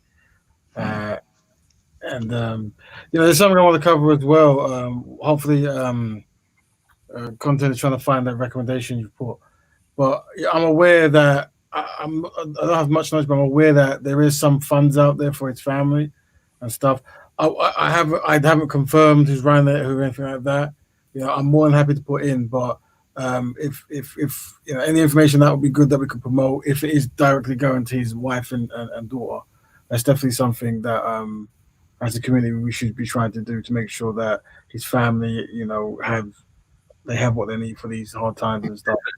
Definitely. If anybody's got information about that, please do share it, because I'm saying. Yeah. I seem to recall, I'm not sure if it's just the only one, but Ali Dawa was collecting on his wife's behalf, from what I remember. So. And is that all going to the wife? Is that correct? Yeah. Yeah, okay. Yeah. Look that up or contact him even, and then you can find out. Yeah. It's an open chat, yeah. So click the link if you want to come through. Yeah, it's not a closed conversation; it's an open convo. We just felt that it was right to do something for Brother Issa live on COE as the Our Corner fan, because he was part of the Our Corner, you know, and contributed a lot to it still. You know what I mean? Can I take a moment to mention the brother's sense of humor though? Cause the man had a mad sense of humor. He had an humor, come on, Shaka. And a very big smile, you know what I mean? A very unique smile, you know? Sorry, Shaka, just to add that bit, I feel like there's a lot of people in Speaker's Corner that just don't know how to banter, how to laugh. Yeah. And he was one of them characters, you know? Even you yourself sometimes, like that banter and that laughter, I see it missing. And there's not a lot of people that, you know that. Yeah, yeah. And that's something I appreciate about the brother as well. Excellent sense of humor. Like, for example, yeah, the last face-to-face conversation that I had with him, like, obviously, heated conversation between me and Uncle. I'm sorry. I was there actually. Yeah. No, you weren't there for the second one. You was there for the first one. No, I was there for the second one. I wasn't in the video. I was around. I was watching it from behind the camera. Cool. Yeah. But when he comes in the conversation, he comes, yeah, so I brought a prayer mat for Shakara still. He's it was jokes, isn't it? But like, it wasn't always, hypersensitive, but you know what I'm saying, intense that we could joke and right, you know what I'm saying? Like, and in the conversation, he got me as well, cause Uncle Danjuma was saying to wash your hands for COVID, yeah, in relation to COVID-19, and I said, yeah, and pray to your ancestors, and Issa said, yeah, if you pray to your ancestors, you'll be joining them. So, I just have to appreciate the joke, innit? Like, man can't take that personally, innit? Cause it's not coming from a malicious place, innit? So yeah, that was, but he had a good sense of humor, man. I just got to appreciate his sense of humor as well. He did, and the thing is, even though when he became a Muslim, he obviously let a lot of the old ways go, but he still remembered. Yeah, About music and stuff. Not that he listens to music anymore, so he says. Yeah. He remembered the past, and even though it was banter. See that there, yeah. That's an illustration of the strength. Like if you make a make a decision like that, yeah, but you can still. It's like, okay, it's a bad analogy, yeah, but imagine you're like obese, isn't it? And you love cake, and you're still able to chat about cake anytime, but you can't with it. You know, that's not easy enough. You know what I mean? Yeah. That's not you know easy. what? Can I now that you said that, can I just take a moment? I've never met this woman, but he spoke so lovingly of her that I just got to mention her, because one of the music conversations that we had, a lot of his musical appreciation came from his big sister. And that came out, and I just randomly happened upon one of her posts on Facebook the other day in relation to her brother's passing. You know what I'm saying? And you could just tell that they have a very, very close relationship. You know, like he's close to his big sister. You know what I mean? Yeah, man. And she seemed to be. He's like, I think a lot of his, because she seemed to like know a lot of the first generation grime artists. And he got a lot of his musical appreciation from her, it seems. So I just want to send some love to his family and his sister, because I saw that post and it really moved me. You know what I mean? You know what I mean? Yeah, fam. Yeah, man. Yo, this real talk though. This guy, he's one of the. I don't want to overstate or understate what I'm about to say, but I'm going to say it regardless. He's one of the reasons why he's a big contributor to the reason why I got married. Okay. I had conversations with Issa, like, you know, knew the whole like narrative in terms of when I met my wife, you know what I mean, I brought her to the corner and that, whatever. And we had conversations about marriage quite a lot. Not in terms of me getting married, but in terms of his marriage. Right. And yeah, the reality of being married and the challenges and these types of things and that. And he was, again, that's one of the reasons why I did invite him. He played his part without a shadow of a doubt in my decision to get married. And he was so proud of me. And he was proud every time. I think there's a couple of posts on Facebook and even text messages of him saying, every time I say wife, he likes the sound of that. You know what I mean? Yeah. He likes the sound of it's a good look, you know? And yeah, go on, content. No, go on. Do your thing. I'm coming after. No. That's really it, man. Like he's played a huge part in man's life in a very short space of time. You get me? No, go ahead. Hi, brother. Yeah, Khalid. You know what I'm saying? Yes, man. Man's driving now, innit? So I can't share my screen. But if you share your screen, I can share it, innit? So you can run that video. You get me? I'm not on the laptop right now. I'm on my mobile. Yeah, where I'm coming from. Yeah, nice. We saying Shakara Raven. One of you man can do it. What's the video? It's called Bridging the Gap Between Africans and Caribbeans Community, and it's like it was about 8 months ago. It's straight down, and it's just about 1 hour and 28 minutes. and I was like literally the first time I bumped into you, and first time I could spoke to Raven, and we were sitting down in it. We were sitting down, ICC circle, that circle. Yeah, you say 1 hour. I can see a 1 hour 50-minute one. Yeah, that's 1 hour exactly. That's the video. 1 hour and 28 minutes. That's the this one says 1 hour and 50 minutes. Yeah, that's the one. That's the one. But I'm saying the timestamp of the conversation where, it's 1 hour and 28 minutes. Right. And when he passed away, that's the first thing I couldn't believe it when I first heard it as well. Yeah, man could not believe, fam. I couldn't believe it. I was actually getting ready for my auntie's funeral. Yeah, and then what's it like? Issa, Shia Issa, messaged me and said, "I'll check Issa's Facebook." Yeah, and obviously I didn't know what was gonna come. Them man, they had their thing in it. Like, so I was like, "Oh, what's my trying to get me into right now?" You get me? Like, what's he trying to say to me right now? Fam, I couldn't believe like man dropped the fuck, fam. Out here, man, it was it was me. I found out through Jedi's stream, Shaka. I thought him and Jedi had a thing going on. Yeah. And it had R.I.P. Issa in it. Yeah. So I'm trying to listen. I'm thinking, oh no, don't say this kicked off again, innit? Yeah. So I'm thinking, rare. And then I'm listening. Then I went to my Facebook, then I went to Twitter, and then I couldn't believe it. Like literally in spirit. And then I had to go on and I was like, yo, Jedi, is this true? He's like, yeah, okay, I'm not even playing. It's an actual thing. Like, my man, boom. And it just makes you think about it. Like, even last night, I had a little pass with, Everlast, Somali Corner thing. I even went over and said, you know what, brother, let's just. I've been on this forgiving thing with a lot of people, like, because it shows you life. 1 minute we could go sleep, next minute we're not there. Yeah. Trust me. That's what it showed me. This stuff kind of showed me that. The things keep sharing when you're ready. Yeah. So no, go ahead, my brother. Yeah, all right, cool. Let's get into this thing. So don't get. I'm trying to explain something. I'm saying no. You can get help. Other communities can support you. It's not. I'm trying to say it's time us, our young professionals, start using their degrees, start coming together, just in case something like this happens. But I'm not gonna be funny to you. Issa, if somebody happens and that happens, she's not gonna run to you. She's not gonna run to Issa. She's not gonna run to my man. She's gonna come speak to me like, Mom, boy, I say good guy. Just what I'm saying. You won't even understand what I'm trying to come from is where is the young community where can speak English, have grown up here, have got the degrees, you went to lawyers, you went to uni, and you're doing for your community. What are you doing? Yeah. Thank you. Yes. Shaka, you want to meet your thing? Yes. Yeah. Thank you. Where's the Somali police officer community? There's a lot of you now, yeah? What's going to motivate them? What's going to motivate them to get together and galvanize? I don't because know. The thing is, I don't know. When we're talking about these young professionals now, you have to understand, put the first foot forward first. Being the first one, being the revolution is the hardest part. Once you've made that step, everyone else follows.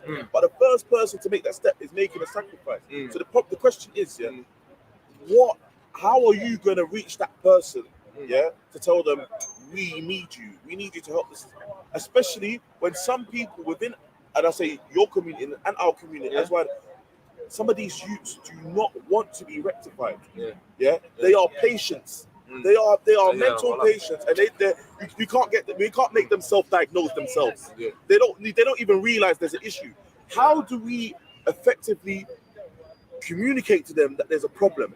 And if we can't do that, then what infrastructure are we going to put in place to prevent these future things from happening? Because we need an infrastructure. I think the best question is for him, because my brother's got. I pretty much stated, actually stated this recently around the infrastructure that needs to be put in place. Yeah, I think that was about it. There could be a centre, a centre probably in. Yeah, man, that was like literally. Sorry for that. I didn't realize it was echoing. Apologies for that. Nah, I mean, and that was literally, like even with me, like ever since I started doing my streaming and awareness and stuff like that, I've been getting a lot of heat from a lot of my own community, And when I saw that, it's like it gave me that extra motivation not to give up. You know, you get where I'm coming from, to carry on what I'm doing. You get where I'm coming from, brothers. So that's one thing I appreciated about the brother. Yeah, like he kind of knew that struggle of like where being Muslim, being black, being he kind of felt all of that. You know, you get where I'm coming from. Where sometimes I'm not even allowed to speak about my own nation and all of that.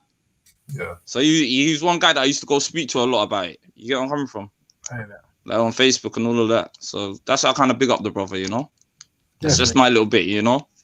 Yeah, it was good. And it's reminding of the past we had. Like, we did have these fruitful moments that we sat around and discussed. Maybe if in the current situation, right now, you know, he's left behind a legacy, and maybe we can all, you know, remember that all part of that now. So hopefully, maybe we can have a regular meetups on content in this mysterious time we're in at the moment, and maybe we can get our corner back online or get discussions back of a similar nature. So that's a good idea. You know what I mean? None of these conversations where everyone's trying to belittle each other. You know, I felt like that was that was the first time, and I was nervous that day as well. You know, like, and I think the week before I did a video about Shugri Abdi, and then that was the second video, and I was just nervous, and I remember. It kind of brought me through, like, you know, and even Shakara, there was better times I was bantering. That's the day I clocked out. These guys could banter. They're not even really. I thought Civica's Corner was something different until I met a couple of brothers, like, and it was kind of. I think you're supposed to be wearing a Hotspur shirt there, though. Still, like, I think you're wearing the. Nah, man. You know what? The worst thing is, you know what? I live just behind the stadium. So imagine growing up just behind the stadium. Exactly. The Tottenham Stadium. Yeah, you're in there, bro. You're wearing the wrong shirt. No, do you know what it is? I remember when I was young and I first come to the country. Yeah, I used to live on the other side of North London, and then I moved to Tottenham. So that's my excuse. Yeah, both them shirts are dead, isn't it? Yo, United season. We'll speak about that. You know, on Somali Speakers, I'm gonna be doing a sports channel anyway. So, MA Brown, when you wanna come up on the Man United v Arsenal thing, you know what the channel be. Yeah. How'd you not support United? Remember that conversation me, you, and Macu had one time? Yeah, quite a while ago, and they're like, "Nah, man, I'm a United fan." I was like, "Bun you, man, there, fam." And then we went at it for about 20 minutes. Yeah, but Maku's Nigerian, so he has to support United. You know what I mean? Them man out there don't know nothing else. But Khalid, I wanted to say, man, you yourself, man, you know, big you up because you're very bold yourself. You know, I can see that in your character from day. So at the same time, you know, we should definitely show more appreciation for each other when you know, when we're here to have that shown to us. You know what I mean? So big yourself up, man. Can I say it's been said in the chat that Issa did like a heated debate. He was not some mug. That's very true. Even though we're talking about good manners and that, like, I've seen a couple of times where man does turn up still. But like we're saying, we are taking requests for videos, isn't it? So if you've got an Issa video that you want us to play a snippet of or whatever, let man know in it, and we'll see what we can do. But there's one that I can remember, but I won't mention it right now. Okay, I might hurt some feelings still. But yeah, I saw one video where my man went in still. Can't lie. It was interesting. Yeah. You're gonna keep us in suspense, yeah? I'll say it was when him and it was an interesting one as well, because him and Maverick had a conversation last year sometime. I think it was last year sometime. And obviously, you know, I think it's the first time they really had a conversation since, you know, Maverick kind of went down the Quranic route. You know what I'm saying? Yeah, that was a heated one still. Just say it with your chest. He switched sides on us, on the Somali community. That's not my beef, is it? No. You know, I got love for Maverick. You get me? I stay out of them families. But yeah, it was a conversation with, and there was back to the conversation as well. But you know, my man did take the opportunity to turn up and think still and get fiery. But obviously, that's the in-house, you know, kind of conversation, isn't it, in terms of the Islam thing. But yeah, he did have that fiery spirit at the same time, you know. And man can acknowledge that, boy. You know? The thing is, his fire was like a different fire, though. Like he was comfortable in that fire. You know what I mean? Some people can lose their way in that fire. He was always comfortable in that fire. You know what I mean? Yeah. The one question I'd have though, I swear Issa's hair has been growing forever, bro. Yeah, true. It's like one time he said, because he wanted to lux, you know. Really? He asked me. We had a bit of a debate one time around Leo Muhammad and certain statements, which shall remain unsaid on this particular stream. But after the conversation, he said to me, "Oh, I just wanted some advice on luxing. I'm thinking about luxing and them thing there." And so I gave him some advice still. But yeah, he never did it. But Issa's hair is a story in and of itself still. Mama had the more different hairstyles like from week to week, innit? That's one guy.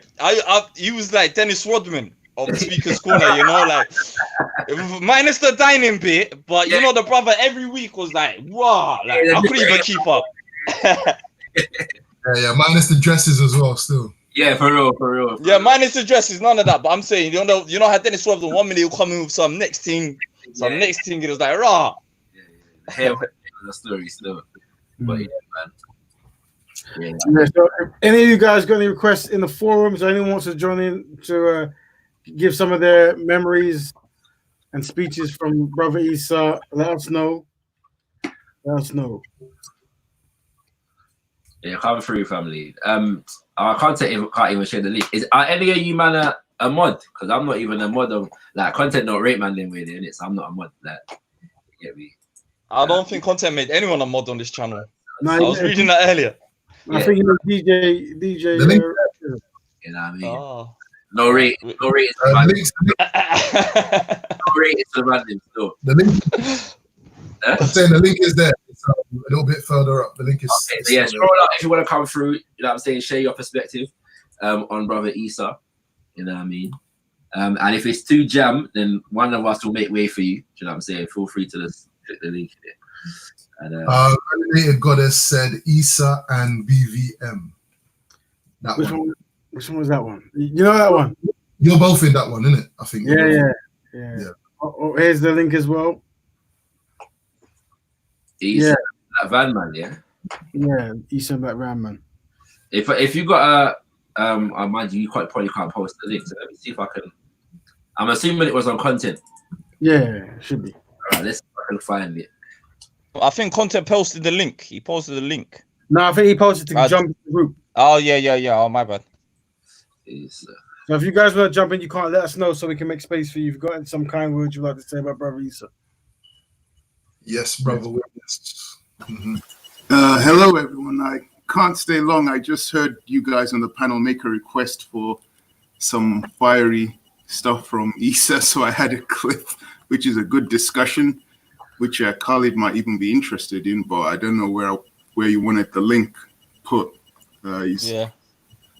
In the back, in the private chat is an educational discussion about between him and Somalia. I don't know if it's the guys from Somaliland or Puntland or Somalia. Yeah. And it was just something. Put it in the private chat. Private. Yeah. It's a good one because I guess you guys were saying that somebody mentioned he was comfortable in he didn't lose it. He wouldn't lose it. He was comfortable in that position, and he could still be in control and control himself. And I thought it was that links a pretty good example of the discussion between him and the I don't know if the guys from Somalia or Somaliland or Puntland, but it's a good one. They're talking about tribalism. Tribalism. And I guess we'll go into the Black Van Man one in a sec. So. Yeah. Let me mute first, so I'm not to make the same mistake. In every country, some people wouldn't accept another race or another tribe or another color or another. It happens everywhere. Can I go to the beginning of the video? Somali is wrong. And I know Somali brothers that I dare to me that had this issue. When it comes to marriage, Hawiya can't get married to Ishaqi. Never heard of it. Never heard of it. Brother, never heard of listen. it. See, you're telling me about myself now. Yeah, brother, I'm telling you about my people that I know that are close to me that have gone through this prejudice. Those are your people. Brother, if you're saying you don't know about it, no, those are your people, not my people. I'm saying, do you know about this or not? I've never heard of what you're talking about. You've never heard that a family yeah, from one tribe in Somalia has denied another one marriage based on their tribe. Never heard of it. You're a liar. Never. I would say, wallahi, I never accuse people of bad things. But if you saying that, yeah, either you've lived in a hole for the last 40 years, yeah, or you're lying. You're coming and telling me about my people. I'm telling you about your people. I'm saying wallahi. No, if you want next, they're over then leave. Wallahi, I stand in front of the camera, brother. Wallahi, brother, sorry. You're not wrong. I'll come. Listen, my brothers, Mahmoud. Do you know how many? Don't tell me, bro. Ask any other Somali brother. It happened everywhere, bro. I will show you. It happened in Saudi Arabia. It happened in Egypt. It happened in every country. Some people wouldn't accept another race or another tribe. He was able to control himself and. Still, I remember this conversation. I remember. I watched this once or twice, man. The old man chatting shit, man. He just didn't want to argue on the thing because there's a certain tribe called Midgan. He wouldn't even let his daughter get married to them. It's a taboo sort of thing. So, this is what I'm realizing. Certain people in front, they want, like the uncle didn't want to lose the debate. That's it. But if we're speaking truthfully, Issa's 100% right. Because I've had these conversations with Issa as well. Yeah. And there is something prevalent in my community called tribalism. And any Somali brother and sister wants to argue about that, yeah, come on and argue. That was basically it.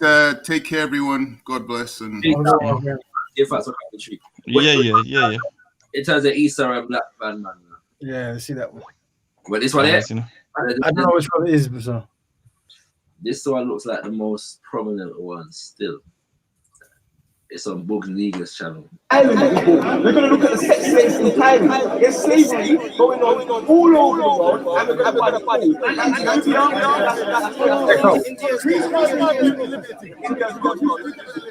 The point is that this is like he's not really in that one still.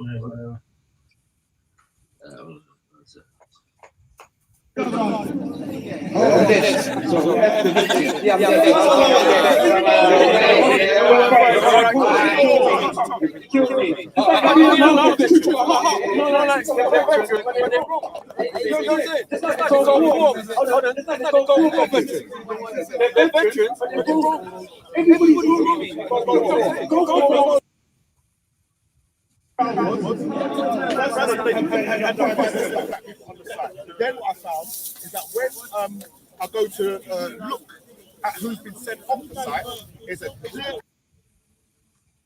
Yeah, I'm in workplace. I'm taking you. Okay, so you're self-employed. Okay. Just for that kind of reason. So you've received it before. Yeah, you've received it before, and that was one of the reasons why you just want to take and do your own thing. But bro, that's the extent by which we highlight the man to not oppressor.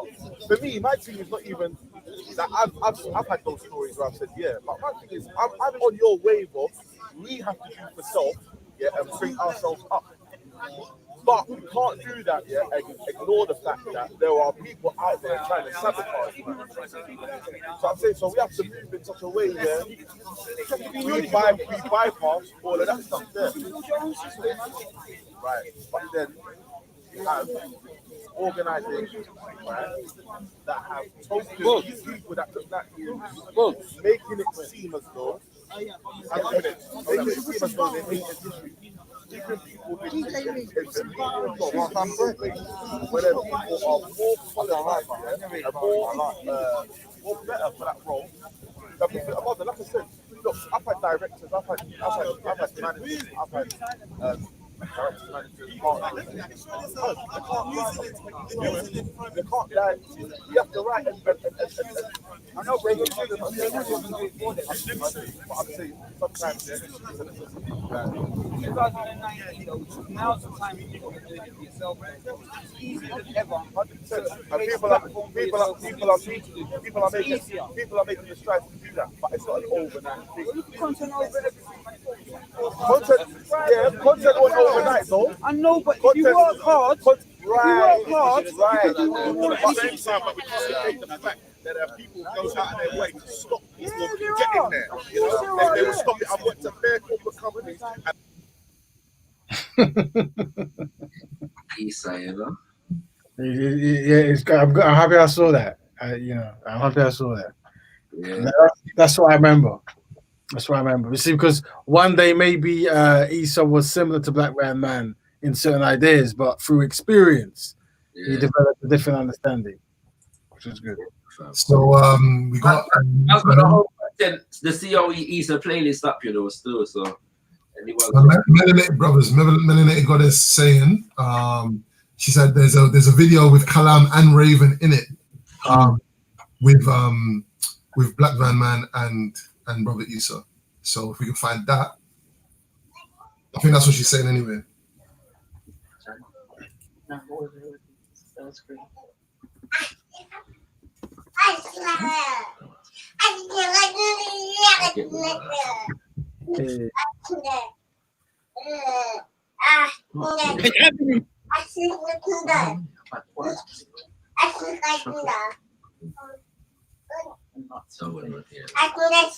What's it called?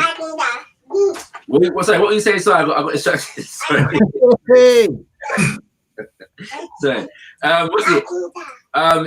Was it Kalam and U? I think she's saying I'm just trying to the Wakanda video. She said, "Do you remember the Wakanda video?" It's on. Okay, that one that logo. It's on content, yeah. I believe so. In Afrofuturistic or Afrofuturism or something like that. Afrofuturism, yeah. All right, let's see if I can find it. Hold tight.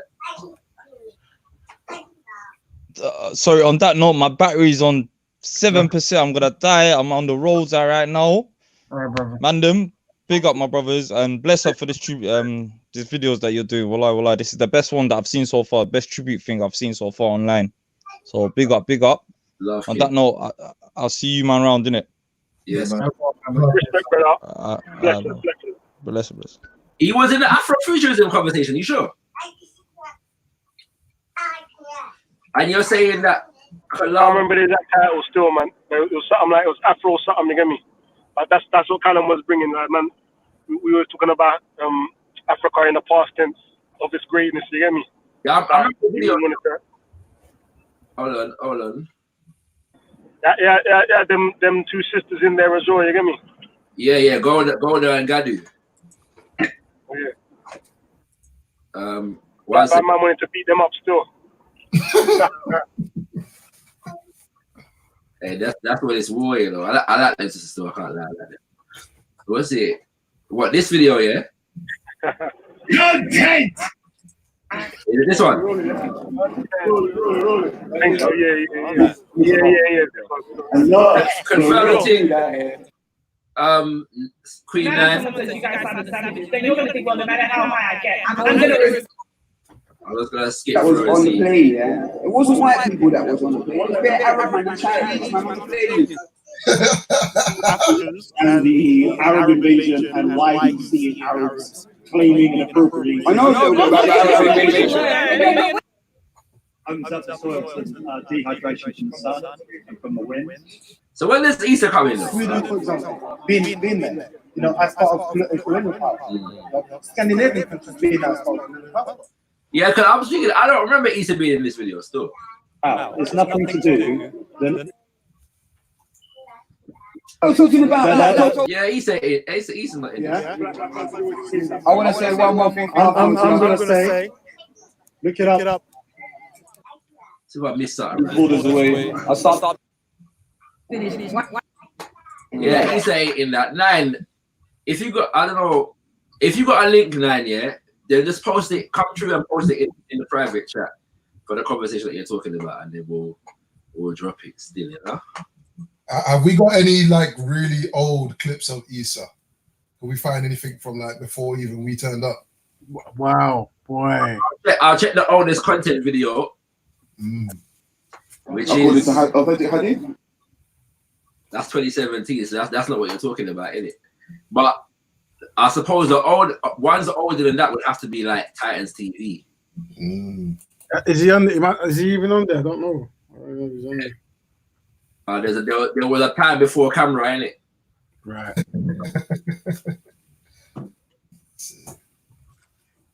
Boy. Man. Yeah, You know, but yeah, man will have a look still. See what man comes up with.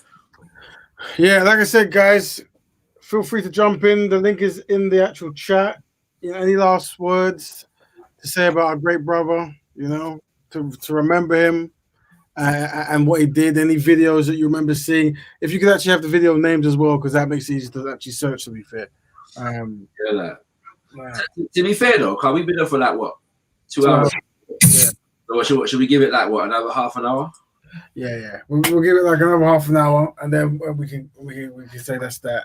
Yeah. And hopefully, maybe we can actually start doing more of these kind of like back to our corner, maybe on digital our corner, maybe. Yeah. If the guys want to hear that, then we can do that. So it's up to the guys in the chat room. If you guys want us to do more our corner digitally and more speakers corner digitally, let us know. Yeah. If it's any value. Yeah, you're only gonna get one answer to that. That's yes. You get me? So don't even try and look for anything else, man. Just do it. It's interesting because we're in very uncertain times at the moment, and it seems to be new challenges seem to be coming back to back. And our corner is always trying to focus on challenges that the global African community go through. So it'll be interesting for us to maybe set up something on that. Yeah. And it's a shame brother Issa isn't here to join us because he always was there in the cold, giving his opinion. And, these are the fond memories I have of him. He was always there. He was probably there more than me, to be fair. Yeah. He stayed there longer. He came earlier and left later. I mean, that's why he's got more videos than me. As you mentioned, sorry, Melanated. I thought the brother said 9 and Eesa said. I apologize, Melanated. Sorry for that. That's what I thought I heard. I'm not reading the chat, so I apologize, Queen, for the misnomer and all these things. We got as he mentioned, Black Van Man. He's also in the chat, and they're saying, even though we disagree on things, he was such a blessed guy. I was looking forward to talking to him again. So we got yeah. He should jump. BVM should jump on still. He's welcome. Yeah. I appreciate he always gave us something to talk about. I definitely appreciate it. It was always welcome. Yes, sir. Yeah. Yeah, fam. The link is in the chat, innit? So let's come true if you want to come true. You know what I mean? Sending love to Uncle Dan Juma though. We're hearing the uncle is not too well. Yo. Big up, Black Van Man. Yo. Big up, family. Welcome. Yeah, big up.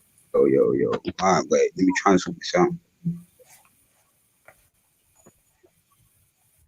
Do you have any memories? Yo, can you hear me? We can hear you, brother. I can't hear you lot, man. But I know you can hear me because I see, man. Can you hear me now? Yeah, we can hear you. Yeah, man. First and foremost, rest in peace to brother Issa. Although, like I was, I'm not Muslim or anything like that, but I still saw him as a brother, man. He was a good, humble brother.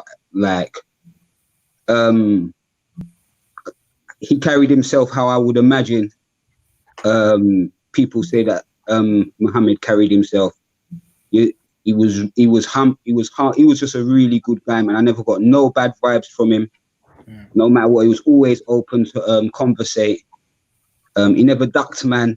He was just a blessed guy, man. Definitely, 100%. And I was looking forward to trying to talk to him again and had some questions prepared for him and everything. But just go to show. Sorry, go. Yeah, just go to show you our precious life is in it at the end of the day and how we take tomorrow for granted, really and truly. So I just wanted to say rest in peace, Issa, and I hope his family and that's doing good. You get me from my side? Don't know. Definitely. Thanks for that, brother. And hopefully we can meet up again online. Yeah, man. 100%. Definitely looking forward to chatting to Shakara and you as well, Rap Raven as well. Always think about what you lot said. A couple things, more things I agree on as well. Again, you know what I mean. So I like to explore that and see where we go from there as well. You get me? So I'm looking forward to that. But that's good. Black power. Always, not in the way that you. I think you're trying to trick me. Was that a trick question? Yes. Power to all. We'll have to set up a meeting for that. But what's the thing you say there, brother, is that there's certain things we say that as time goes by, it made more sense. And I think Brother Issa is another brother who went through that. Like, there's certain things that were said early that didn't make sense in the context of the environment that someone was accustomed to. But as time goes by and you have time to reflect and review, you know, certain things, you start seeing the logic behind the motion. You start seeing the logic behind the method and why, you know. And also one thing is when you actually are off camera and you start spending time with people, and this is, I am talking about Brother Issa in this. When you start seeing the brother's character and the demeanor, you start realizing that regardless of your ideological beliefs, off camera, this guy's a nice guy. Nice. Yeah. So yeah, when a nice guy tells you something, you're more likely to want to go and review it and see it. You see? And I think hopefully we can learn from Brother Issa in the sense of how we conduct ourselves when we have these very fiery debates and so forth. Yeah, man. Can you hear me? We can. Yeah. Sorry about that. I just dropped out. I totally agree with you, man. There's something for all of us to learn from Issa. No matter how. When I first came to the park, I felt like I was getting ambushed, so my back was up. I was a bit aggressive. You know what I mean? Like, I'm not a debater. So for me, Issa kind of like come and I couldn't argue with Issa if I tried to. Do you know what I mean? I couldn't argue with Issa. I see when the conversation was going downhill and Issa, when it's too much for Issa just walk away. Yes. True. Issa just walk away like, you know what? This is some pasta thing. I'm gone. Yes. You understand? Let me expand on that, because one thing, this is the thing about when we're talking about character. There's been many times in the park where certain individuals become very aggressive. Now, Issa's a brother can handle himself very well, right? But he understood the value that I'm here representing something, and I'm here to actually debate and expand my mind. So no wrestling match in the park is gonna benefit any of that. So I'm gonna walk on, and there's many people in the park who can learn from that particular strategy, right? If something's going the wrong way, it's getting a bit too close, a bit too heated, there's disconnect. No one's going to learn from this a conversation. So respect to the brother and respect for a black band man for bringing that up. Oh, come on, man. Good point. He earned it, bro. He deserves that respect still. 100%. It's such a loss. I believe that was a loss for Speaker's Corner as a whole still, no matter what race, religion you come from. You get me? That was a loss for Speaker's Corner. Yes. Now, and one thing I was going to say before we end, we're going to give it about maybe like 24 minutes or so. But I am aware that there are funds for the brother's wife, and he leaves behind a wife and a daughter. And in these times, it's very hard. If we can all contribute. Now, like I said, I've been told Ali Dawa is setting something up, and if that is going direct to the family, then bless him. And I'll definitely want to do something towards that. But making families' life easier around these hard times is the best thing we can do as a community, so they don't have to worry about the day-to-day challenges. As we know, as a community, I've had many passes in my family, and it is hard. When you're trying to live as well as deal with the challenges of loss, and obviously each man in the family brings something that they're workers, and when they go, that goes as well. So we want to definitely, if we can, support the family, the wife. And just to make sure that within these early times, they have a pillar they can depend upon. So I would push for that. And I believe he left good legacy as well. In just the content what he left online and stuff like that. His children will be able to see what a level-headed, good-hearted, humble man he was. Like. He left good legacy online. You get me? And bro, I'm glad you brought that, because that's one thing. Like, my father passed back in the 80s, and so it's like, the thing is, I think with this generation now, you have people who have good character, they have lots to say. Even though he's gone from us now, he has left a digital legacy that his younger family, his daughter, and so forth, can actually easily Google him and never be embarrassed, never feel like what's going on here. He has left a very good digital legacy, and you know, hopefully. And look at the comments of what people say about Issa on any one of his videos as well before his past. People, it's nothing but positive things that people.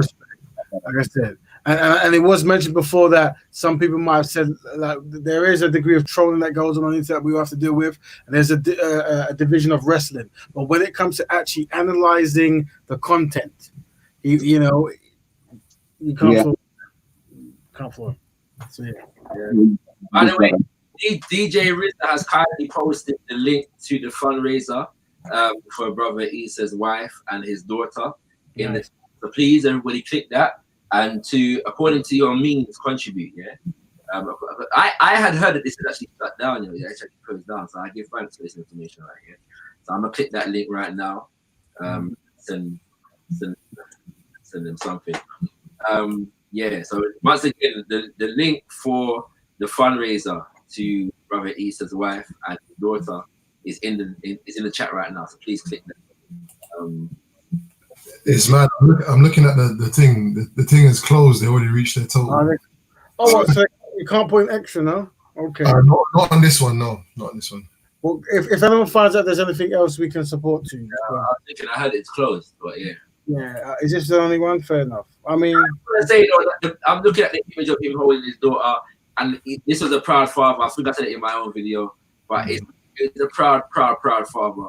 You know, as I said, I don't think like look at like this is one of my favorite conversations with Issa that's showing right now. Yeah, because we were discussing polygamy, and family and male responsibility, and I was like, this man, like I don't know if there's a moment that he said my wife or my daughter and did not smile. Like, I mean, like he was that. I don't know, man. You know, he loved, and you know, this is an interesting conversation as well because of the nature of the conversation. It was a good one still about the man name, like. But I just want to appreciate his dedication to his family. I think M.A. Brown alluded to it earlier. But yeah, man, I always admired that about the brother. And you know what? I know there's loads of times I think that's on camera where he does speak about that. And it could be completely up to the family, but there's some gems in there where he's actually kind of by proxy advising his daughter. Actually, you know, saying that, you know, when she reaches a certain age, you know, such and such and such. So that will be completely, you know what I mean, at the discretion of the family, but it's great that the footage is there, you know what I mean? Yeah, fam. Well, we got COE for documenting the thing, you know what I'm saying? There's 96 videos here on this channel alone. You know? So yeah. You know? Another one I remember is when there was this big upheaval one day in the park about was it Jesus or Muhammad and African ancestry? Yeah, and it was beef, like straight beef. Yeah, but when Issa stepped in, everybody respected the team. Or whatever side of the conversation that you were on, like he came in the conversation and immediately people just gave him respect. He commanded respect. You know what I'm saying? And yeah, man, I don't know, man. That was the thing. But he wasn't arrogant either. No. You know what I'm saying? Like, you know, but people gave him respect. When he stepped in the conversation, he was big brother. Yeah. You get me? And man, Jesus had to respect it. You know what I mean? 100, totally agree. Yeah. I mean, so the funny thing is when you have family pass, because we live in a digital age now, and we have WhatsApp and we have texts and stuff, we can actually check the legacy of conversations that's been documented. And one thing I've noticed with my back and forth with him, and I noticed this when other people were showing some of their like shared messages, a very well-mannered brother, very respectful in between words, didn't waste words, and very comfortable, very confident. That's it. Didn't waste words. That's very, very true. Yeah. You know. Anybody remembers a favorite Issa video? Let us know. We'll bust it still. Look at that. Is that 96 videos? 2,989 views. Look at that. And you know, the funny thing is, Kalam used to, well, maybe not just Kalam, but a few people used to say, yeah, Issa, man, you need to talk more on, you need to be more on. It's a good point, you know. He wasn't like the biggest camera guy, you know. Yeah. He weren't the biggest camera guy. You get me? Like that. There's enough times that I've heard him say, "Yeah, I don't want to. I'm not really on the camera thing right now." And that's why he never used to jump on a lot of the hangouts. You get me? Like he weren't just, you know, he wanted to make sure that if he's coming to contribute to something, that it was a productive conversation. Yeah. You know? Yeah. You get me? Interesting. Another one. Yeah, I remember this conversation right here, the African Caribbean thing. You get me? I like their wolf. Yeah, that was an interesting conversation. Play anyone that you want, man. Anyone that you know, I mean, I'm just scrolling through to see what's here. I was looking for that one where with the Jesus thing that he came in it. You know. But yeah, I respect the way how he, you know, he came in the. I can't find it though, fam. I feel like it was before all this stuff. You get me? And I'm sure I saw it before you. Yeah. But yeah, man. Good. Did you send to Harker does he know that we're live? Yeah, but he said he might have to come through later. Yeah. He had some things he couldn't get away from, unfortunately. But yeah, I do want to just prompt him still because I'd love for him to be able to come through before we. Yes, that's very true. Yes. We've got maybe 10, 15 more minutes of respect for the brother. I think the contribution would be very, very good. Go on, Chief Annie. I got a mute for a second. Yeah. I mean, I'm looking at the bag of data that's on here, man. Big up to content, like I said. I also big up to DJ Rizzo as well. You know, for the admin and stuff. Very handy. It's very handy. And hopefully we can get back on track now and we can start having more discussions. And like I said, if there's anything anyone wants us to mention or bring up, we can say if you don't really want to come on, that's fine. I understand that everyone wants to speak. So if there's any words you want to shout out or any things you want us to go over, we're more than happy. More than happy.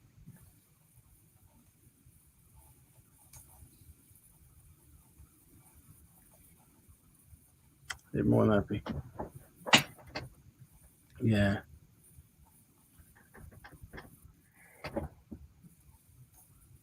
There's a few messages on there still. If you scroll through, there's one or two. There's one from C Time, if you can see that one. Boy, C Time. If you see, feel free to read that, bro. If you see anything, bro. All right. So C Time, he's saying big up content over everything, the panel and the chat. A very much needed video. Bless up, bro. R.I.P. Issa Frimpong. Condolences to his family. And R.I.P. to all the great blessed people that have come and gone. Big up for that, man. Definitely. Lovely message. Yeah, see time. Yeah.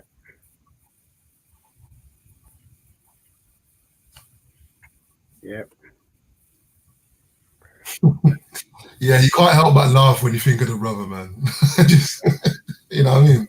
You can't help but just, yeah, man. Just that energy there. Good vibe.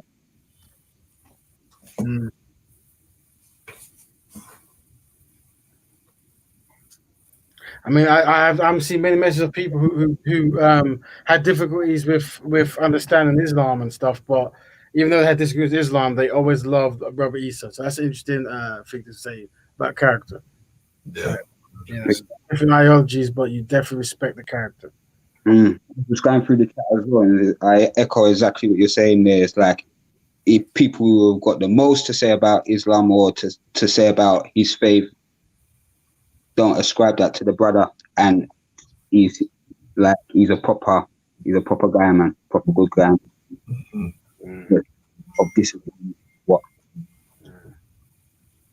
Yeah, I think everyone concerned should be very proud of him.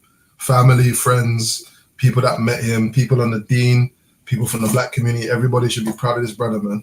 Yeah. I'm glad I met him. I have a suspicion it's gonna be, we're gonna feel, next time that we all go to the corner, it's gonna be obvious that he's not there, but he's gonna be there in some way. I'm sure of it. You know what I mean? Well, what we've learned from him will be there. The legacy of his behavioural patterns, and the one thing I know about Spears Corner is if you're a regular speaker, you're naturally bouncing off other people and learning and seeing what works and how far you can push things and what you can take back. And he's part of that legacy. So, we're all gonna take from him. Yeah, definitely. And like I said, I think it was mentioned earlier that when the brother he came on there, when he came on, he was challenging certain ideas. He was going against the status quo, whatever it might be. So it's like he was going to be the first in the fire line for the trolls and stuff. Do you know what I mean? And that's untold bravery. Like, there's many people who don't actually speak live or in the corner because they're scared of the backlash, and I understand that. So this brother knew he was going to face that by being consistent with certain ideas, but yeah, he came. So that's big props. It's not easy. It isn't easy.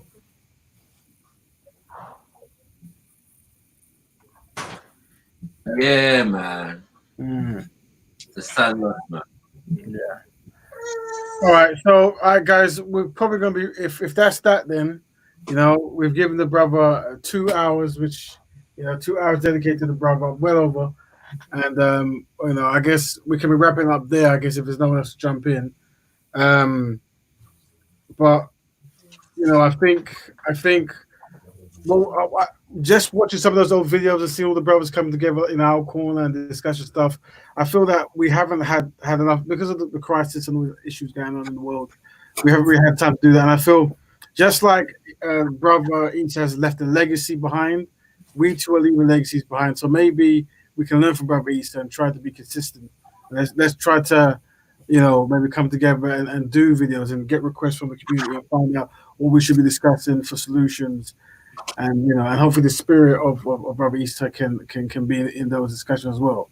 He can be a permanent member, of all the Alcorns, because he's a founder. He was there, and he's in our groups. So every time we discuss topics, he was there giving his opinion.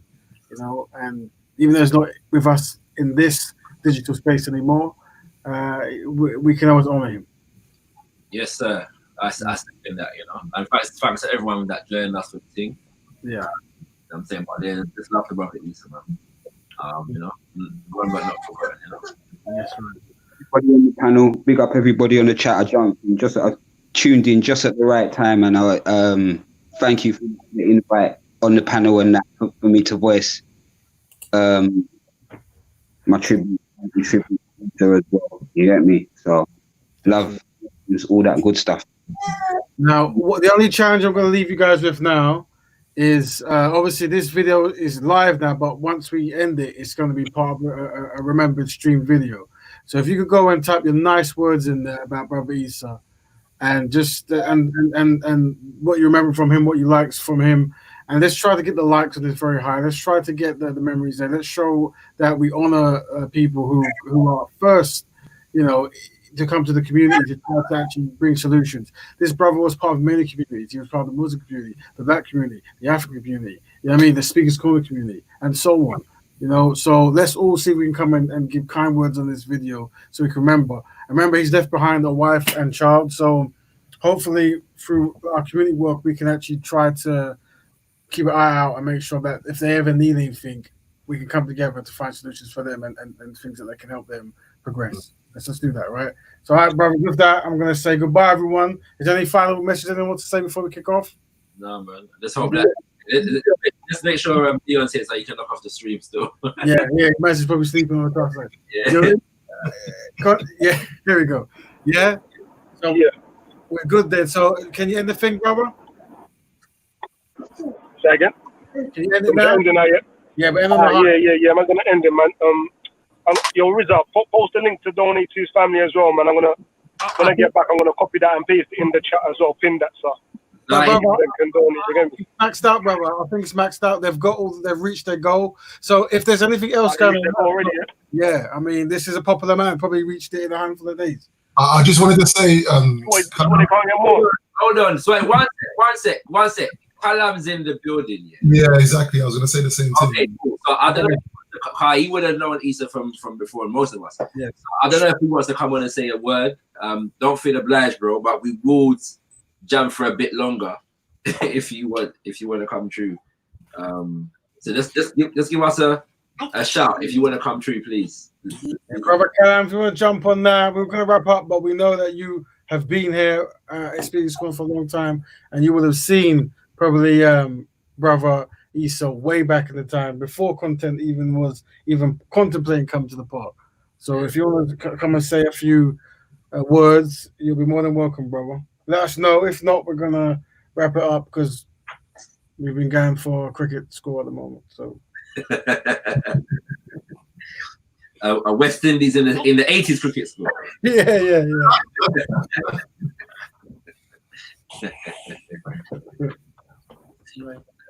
Would love to, but with the family, just feeling the little princess. No problem, bro. I would love to, but he's with his family. That's fine. Well, to be honest with brother, hopefully we can set up some time for other people as well, because I know there's plenty of brother who is short notice and stuff. So maybe we can have a part 2, because if ever there was another person who was worth it, it's Brother Issa, and I have no problems having a part 2 and having everyone plan to come. Yeah, and just before we go, people are saying, can we also do our corner? Of course. So hopefully I'll talk to the brothers so we can arrange something. And yeah, well, big up to everyone here. Big up for logging in, and let us remember what we said. Put good words in the comments for Brother Issa if you can. Thank you, content. If you can end that, we're good.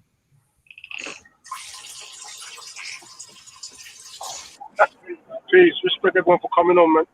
Peace. Yeah. Peace.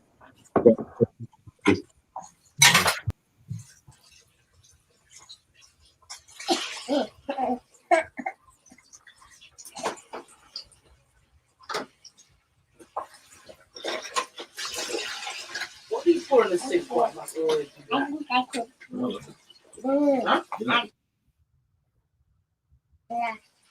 not in the stream content.